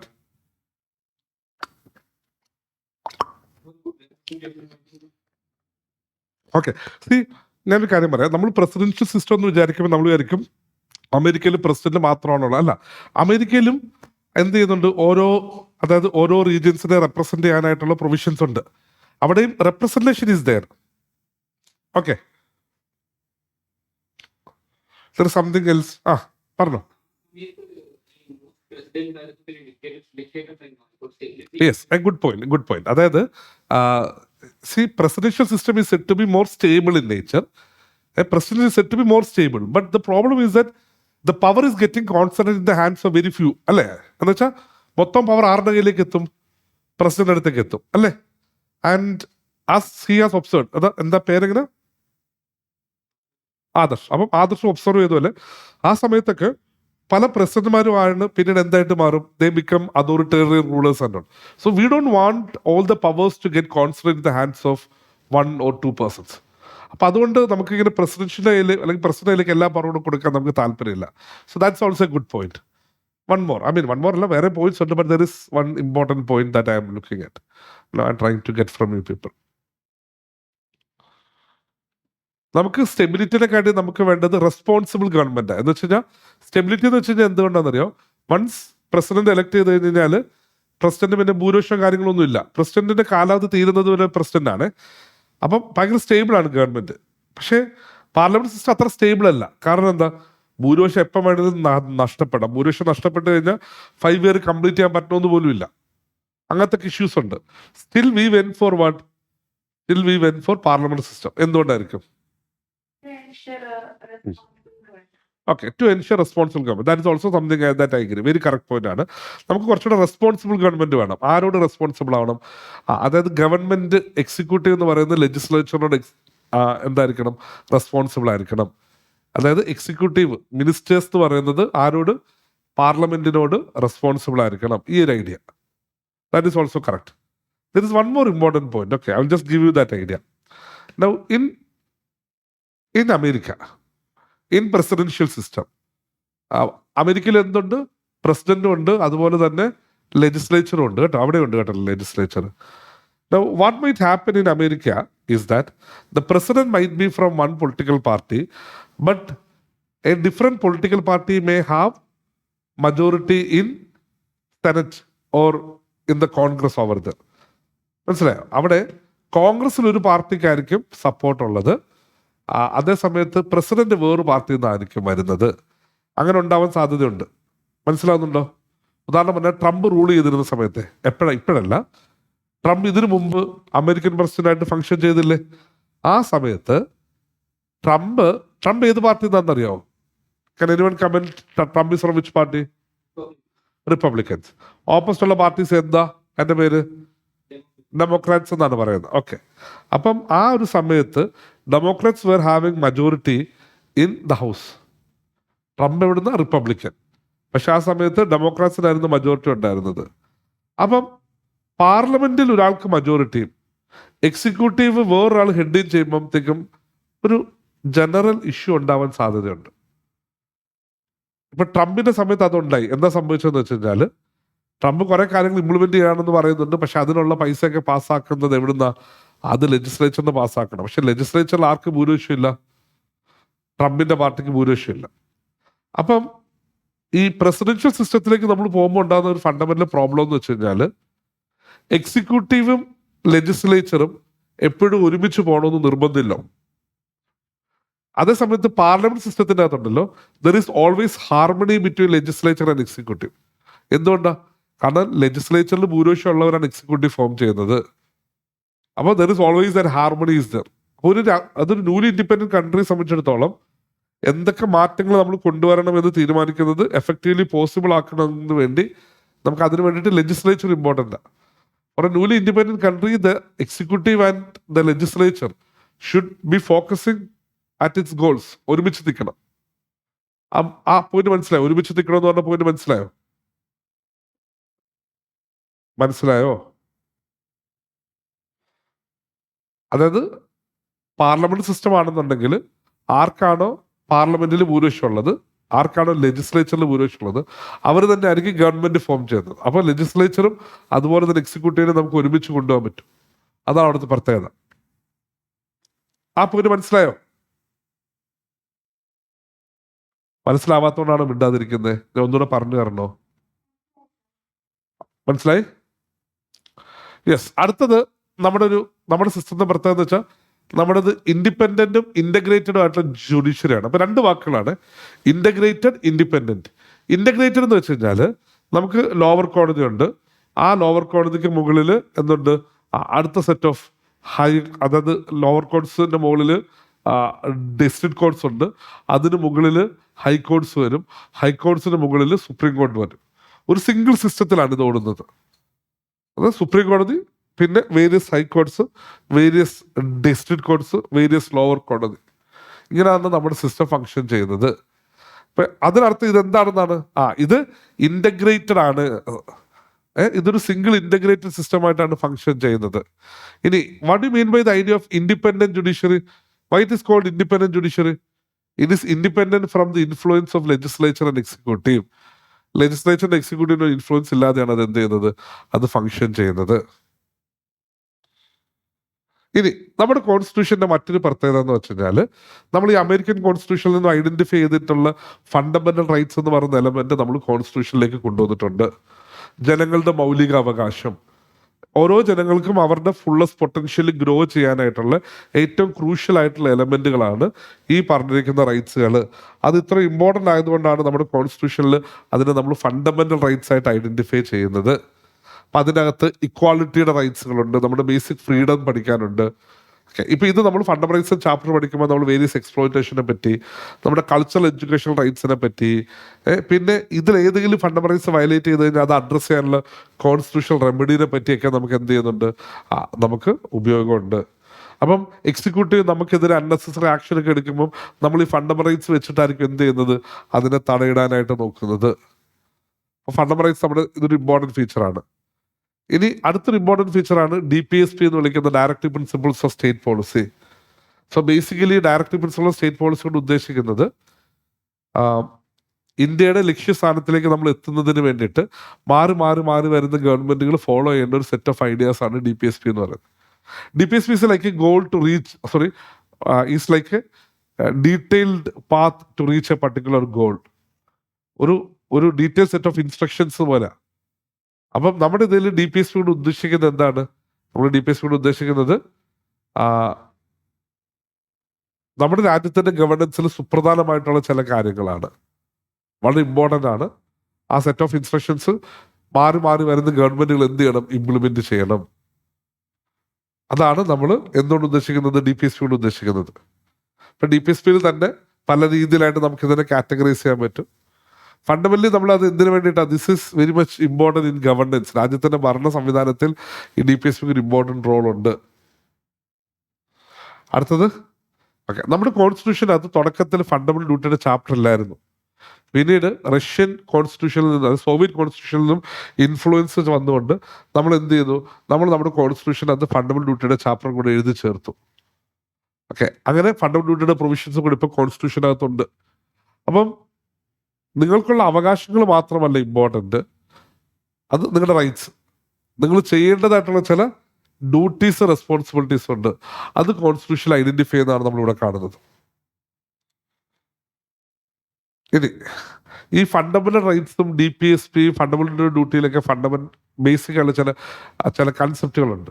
അതായത് ഫണ്ടമെന്റൽ റൈറ്റ്സ്, നിങ്ങളുടെ ഏതെങ്കിലും ഒരു ഫണ്ടമെന്റൽ റൈറ്റ്സ് വയലേറ്റ് ചെയ്ത് കഴിഞ്ഞാൽ നിങ്ങൾക്ക് എവിടെ പോകാം, നിങ്ങൾക്ക് കോടതിയിൽ പോകാം.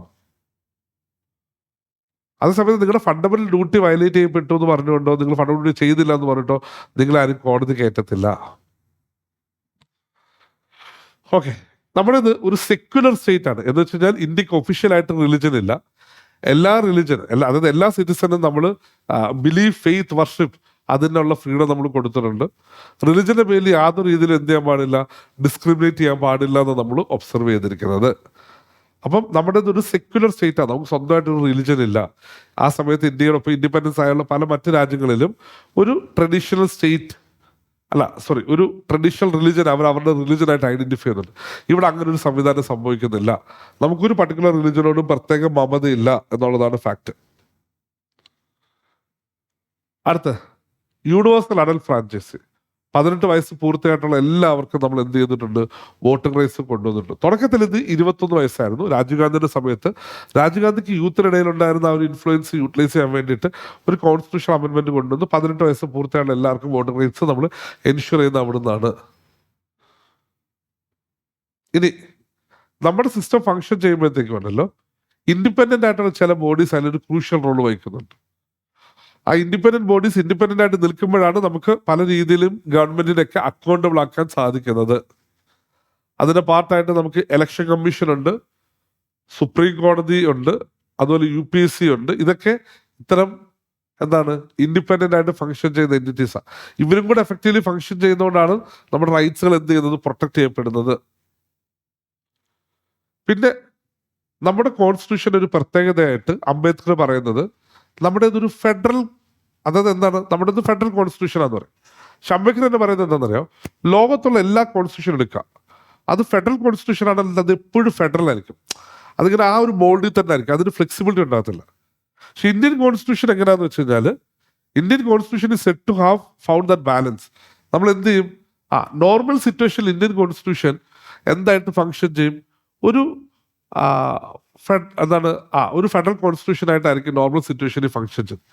അതേ സമയത്ത് ഒരു എമർജൻസി സിറ്റുവേഷൻ വരുമ്പോഴത്തേക്കും ആ എമർജൻസിനെ എഫക്റ്റീവ് ടാക്കിൾ ചെയ്യാനായിട്ട് എല്ലാവരും കൂടി ഒരുമിച്ച് വരും. അപ്പൊ നമ്മളൊരു മോണിറ്ററി കോൺസ്റ്റിറ്റ്യൂഷൻ ആയിട്ട് ഫങ്ഷൻ ചെയ്യും.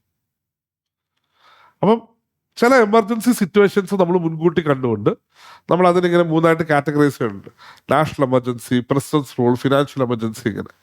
അപ്പം ഈ എമർജൻസികൾ സംഭവിക്കുമ്പോഴത്തേക്കും നമ്മൾ എങ്ങനെയാണ്, അല്ലെങ്കിൽ എന്താണ് സംഭവിക്കുന്നത്, അതാണ് ഇതിൽ ഡിസ്കസ് ചെയ്യുന്നത്.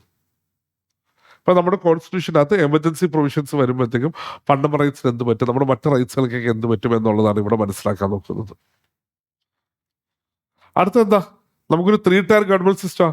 നമുക്ക് സെൻട്രൽ ഗവൺമെന്റ് ഉണ്ട്, സ്റ്റേറ്റ് ഗവൺമെന്റ് ഉണ്ട്, പിന്നെ ലോക്കൽ സെൽഫ് ഗവൺമെന്റ് ഉണ്ട്. നമ്മൾ ഡിസ്കസ് ചെയ്തിരുന്നു. ഓക്കെ, അപ്പം നമ്മുടെ കോൺസ്റ്റിറ്റ്യൂഷന്റെ ഏറ്റവും ഇമ്പോർട്ടൻ്റ് ആയിട്ടുള്ള ചില ഫീച്ചേഴ്സ് ആണ് നമ്മൾ കണ്ടത്. നിങ്ങൾ ലക്ഷ്മികാന്ത് നോക്കുമ്പോഴത്തേക്ക് ലക്ഷ്മികാന്തിൽ കുറച്ചും കൂടി ഡീറ്റെയിൽ ആയിട്ട് കുറേ ഫീച്ചേഴ്സ് കൂടെ പറയുന്നുണ്ട്. എന്നാൽ അതിൽ ഏറ്റവും ഇമ്പോർട്ടൻ്റ് ആയിട്ടുള്ള ഏറ്റവും ക്രൂഷ്യൽ ആയിട്ടുള്ള ഫീച്ചേഴ്സാണ് നമ്മൾ ഇന്ന് കണ്ടത്. Now I want you to get an understanding about each and every features of our constitution. ഈ ഫീച്ചേഴ്സ് പലതും നമ്മൾ മുന്നോട്ട് പോകുമ്പോഴത്തേക്കും ഡീറ്റെയിൽ ആയിട്ട് പഠിക്കുന്നുണ്ടാവും നമ്മുടെ കരിക്കുലത്തിൻ്റെ പാർട്ടായിട്ട്. But still I want you to understand that these aligned features are what determine our constitution. നമ്മുടെ കോൺസ്റ്റിറ്റ്യൂഷനെ ഡിറ്റർമൈൻ ചെയ്യുന്ന ഇമ്പോർട്ടൻ്റ് എലമെന്റുകളാണ് ഈ ഓരോ സലൈൻ ഫീച്ചേഴ്സ് എന്ന് പറയുന്നത്.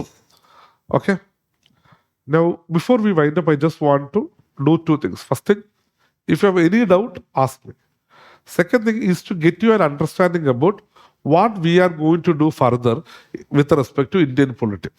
Okay, now നമ്മുടെ ഫൗണ്ടേഷൻ കോഴ്സിൻ്റെ പാർട്ടായിട്ട് നമ്മൾ എല്ലാ സിലബസുകളും ഇൻട്രൊഡ്യൂസ് ചെയ്യുകയും ഇമ്പോർട്ടൻറ്റ് സിലബസുകൾക്ക് നിങ്ങൾക്കൊരു ബേസിക് ഐഡിയാസ് തരിക എന്നുള്ളതാണ് നമ്മുടെ ഒരു ഗോള്. നമ്മൾ 100+ അവേഴ്സിലാണ് ഈ ഇന്ത്യൻ പൊളിറ്റിക്സ് കംപ്ലീറ്റ് ആയിട്ട് എവിടെ എടുക്കുന്നത്, GS ബാച്ചിൽ എടുക്കുന്നത്. അപ്പം അത് നമ്മുടെ ഫൗണ്ടേഷൻ പ്രോഗ്രാമിൻ്റെ പാർട്ടായിട്ട് ഏറ്റവും ഇമ്പോർട്ടൻ്റ് ആയിട്ടുള്ള എലമെൻറ്റുകളെല്ലാം കൂടെ കൺസോൾഡേറ്റ് ചെയ്തിട്ട് ഒരു 22 അവേഴ്സ് ഓഫ് ക്ലാസ്സസ് വരുന്ന രീതിയിലാണ് നമ്മൾ ഫൗണ്ടേഷൻ ക്ലബ്ബ് റൺ ചെയ്തത്. അപ്പോൾ ഇതിൽ നമ്മുടെ കോൺസ്റ്റിറ്റ്യൂഷനകത്ത് നമ്മുടെ സിലബസിൽ ഏറ്റവും ക്രൂഷ്യലായ എലമെൻറ്റുകളിൽ ഫോക്കസ് ചെയ്തിട്ടായിരിക്കും നമ്മുടെ ക്ലാസ്സസ് മുന്നോട്ട് പോകുന്നത്. ഇന്ന് I just want you people to enter into that subject. ഈ സബ്ജക്റ്റ് എന്താണ്, അതിൻ്റെ ബേസിക് ഫീച്ചേഴ്സ് എന്തൊക്കെയാണ് എന്ന് മനസ്സിലാക്കലായിരുന്നു നമ്മുടെ ഉദ്ദേശം. Okay, now I will take up the questions. If you have any questions please let me know. I know that it is 2 hours ആണ് സമയമായിട്ടുണ്ടെന്ന് എനിക്കറിയാം. But still any doubt with regard to what we have studied? Okay sir, can we how to prepare notes from now on? See, നിങ്ങൾ ക്ലാസ്സിൻ്റെ notes ആണ് ഉപയോഗിക്കുന്നത്. നിങ്ങൾക്കൊരു class not കയ്യിൽ കരുതാം. പക്ഷെ ഉണ്ടല്ലോ, നിങ്ങൾ ആക്ച്വൽ എക്സാമിനേഷന് മുമ്പായിട്ട് കംപ്ലീറ്റ് സിലബസ് നിങ്ങൾ കവർ ചെയ്യുമ്പോഴത്തേക്കും ആ സമയത്തെ നോട്ടാണ് കൂടുതൽ ഇമ്പോർട്ടൻ്റ് ആവുന്നത്. കാരണം ഇപ്പോൾ നിങ്ങൾ ഇമ്പോർട്ടൻ്റ് ഏരിയാസിലേക്ക് കൂടിയാണ് നമ്മൾ എന്ത് ചെയ്യുന്നത്, കടന്നു പോകുന്നത്. സോ നിങ്ങൾക്ക് ഈ സബ്ജക്റ്റ് എന്താണെന്നും ഈ സബ്ജക്റ്റ് ഇമ്പോർട്ടൻസ് എന്താണെന്നും ഐഡൻറ്റിഫൈ ചെയ്യാനും നിങ്ങളുടെ ഒരു ആക്ച്വൽ പ്രിപ്പറേഷൻ തുടങ്ങുമ്പോഴത്തേക്കും ബാക്കിയുള്ളവരെക്കാട്ടിയും ഒരു പരിധി സ്റ്റാർട്ടിങ് എഡ്ജ് കിട്ടാനുമായിട്ടാണ് നമ്മൾ ഉദ്ദേശിക്കുന്നത്. അപ്പം ഇപ്പം നിങ്ങൾ നോട്ട് ഓരോ ഫാക്കൽറ്റിയും അതായത് ഫാക്കൽറ്റി പറയും അവരുടെ റിക്വയർമെൻറ്റ് അനുസരിച്ചിട്ട്. എൻ്റെ ഇതിൽ ഞാൻ ലക്ഷ്മികാന്തിനെ ബേസ് ചെയ്തിട്ടാണ് നിങ്ങൾക്ക് പ്രൊവിഷൻസ് ക്ലാസ്സൊക്കെ പറയുന്നത്. അപ്പം ഞാൻ നിങ്ങൾക്ക് ക്ലാസ് നോട്ട്സുകളായിട്ട് എന്ത് ചെയ്യാം, നോട്ട് ഡൗൺ ചെയ്ത് വെക്കാം. Okay, anything else? പിന്നെന്താണ്?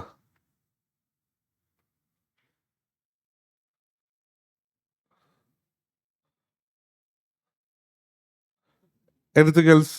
Is that idea clear to all of you? മനസ്സിലായോ എല്ലാവർക്കും? പുതിയൊരു സബ്ജക്റ്റ് ആണ്, പലർക്കും പുതുതാണ്, ഡൗട്ടുകളൊക്കെ ചോദിക്കാം, ധൈര്യമായിട്ട് ചോദിക്കൂ എന്തെങ്കിലും ഉണ്ടെങ്കിൽ.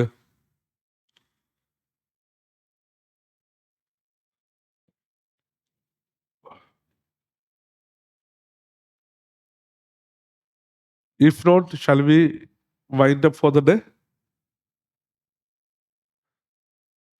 നമ്മളൊരു ഡെമോക്രാറ്റിക് രീതിയിൽ മാക്സിമം നിങ്ങളുടെ ഇന്ററാക്ഷൻസ് ഒക്കെ കൊണ്ടുവരണമെന്ന് ആഗ്രഹിക്കുകയാണ്. നിങ്ങൾക്ക് കാര്യങ്ങളൊക്കെ മനസ്സിലായോ? ഈ ഒരു ആ ആ ഈ ഒരു സബ്ജക്റ്റിനെ പറ്റി ഒരു ഇൻട്രൊഡക്ഷൻ കിട്ടി, ഇതിന്റെ ഇമ്പോർട്ടൻസ് മനസ്സിലായോ? അതൊക്കെയാണ് നമ്മൾ ഉദ്ദേശിക്കുന്നത്. Okay, fine. അപ്പം shall we call it a day? So I would like to first of all congratulate all of you. കാരണം കോളേജിൽ നമുക്ക് എന്തോരം ബഹളവും കാര്യങ്ങളൊക്കെ നടത്തുന്നതിൻ്റെ ഇടയ്ക്ക് അതൊക്കെ മാറ്റി വെച്ചിട്ട് നിങ്ങളുടെ ഒരു ഗോളിന് വേണ്ടിയിട്ടുള്ള എഫേർട്ട് ഇടുകയാണ്. So I really appreciate you for that. പക്ഷെ ഞാൻ ഇന്ന് നിങ്ങളുടെ ക്ലാസ്സിൽ ഒരു 10-15 മിനിറ്റ്സ് എങ്കിലും എടുത്തിട്ട് എക്സാമിനേഷൻ്റെ പ്രോസസ്സ് ഒന്നും കൂടെ പറയാൻ ശ്രമിച്ചിട്ടുണ്ട്. അതൊരു റീവെയറിങ് ആണ്. എന്ന് വെച്ച് കഴിഞ്ഞാൽ നമ്മളെപ്പോഴും സ്റ്റുഡൻ്റ് ആയിട്ടാണ് നമ്മൾ ചിന്തിക്കുന്നത്, അല്ലേ? Just for some time think as UPSC. ഇതെന്തിനാണ് UPSC ചെയ്യുന്നത്? ഇത് UPSC എന്തിനാ ചെയ്യുന്നത് അറിഞ്ഞാലല്ലേ നമുക്ക് അതനുസരിച്ചിട്ട് ഡെലിവർ ചെയ്യാൻ പറ്റത്തുള്ളൂ. അപ്പം അതിനാണ് ഞാൻ പ്രിലിംസ്, മെയിൻസ്, ഇൻ്റർവ്യൂ സ്റ്റേജസിൽ എന്താ സംഭവിക്കുന്നതെന്നൊരു ഐഡിയ നിങ്ങൾക്ക് തരാൻ നോക്കിയത്.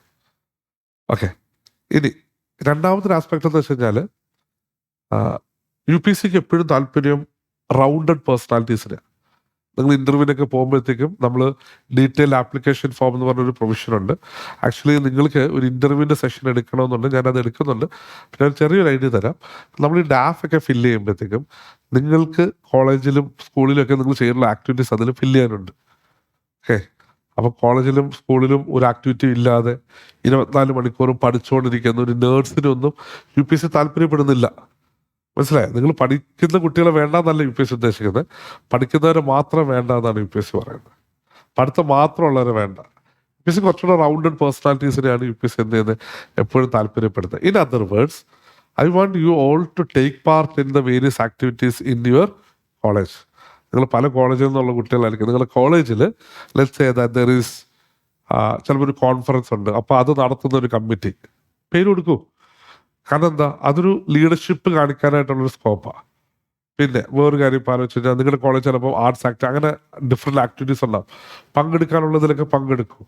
2 രീതിയിൽ പങ്കെടുക്കാം. നിങ്ങളുടെ ഹോബീസും അല്ലെങ്കിൽ നിങ്ങളുടെ ഒരു ക്രിയേറ്റീവായിട്ടുള്ള സാധനങ്ങൾ അങ്ങനെ കോമ്പറ്റീഷൻ ലെവലിൽ പങ്കെടുക്കാം. മറ്റേത് അതിൻ്റെ ഒരു അഡ്മിനിസ്ട്രേഷൻ സൈഡിൽ, അതിൻ്റെ വോളണ്ടിയേഴ്സായിട്ടും അതിൻ്റെ നടത്തിപ്പുകാരുമായിട്ടൊക്കെ എന്ത് ചെയ്യാം, നമുക്ക് പാർട്ടിസിപ്പേറ്റ് ചെയ്യാം. പിന്നെ പല ക്ലബ്ബുകളുണ്ടാവും. Try to be part of some club and be active in college. കാരണം എന്താ പറയുക, ഒന്നും ഇല്ലെങ്കിൽ അവസാനം നമ്മൾ ഡാഫിൽ നമുക്ക് 2 ഇൻഫർമേഷൻ വെക്കാനെങ്കിലും ഉപയോഗമാവണത്. അപ്പം അതുകൊണ്ട് എപ്പോഴും ഈ ഒരു ഗ്രോത്തിന് പോസിബിൾ ആവുന്ന സംഭവങ്ങൾ നീ എന്ത് ചെയ്യുക, അല്ല നിങ്ങളെല്ലാവരും എന്ത് ചെയ്യുക, ഫോളോ ചെയ്യുക. So with this I would like to conclude myself, Mohammed Shinaz. Welcome to all of you to the iLearn sessions. I hope you all will make us proud by getting into the rank list one day. So till then, thank you. Happy learning.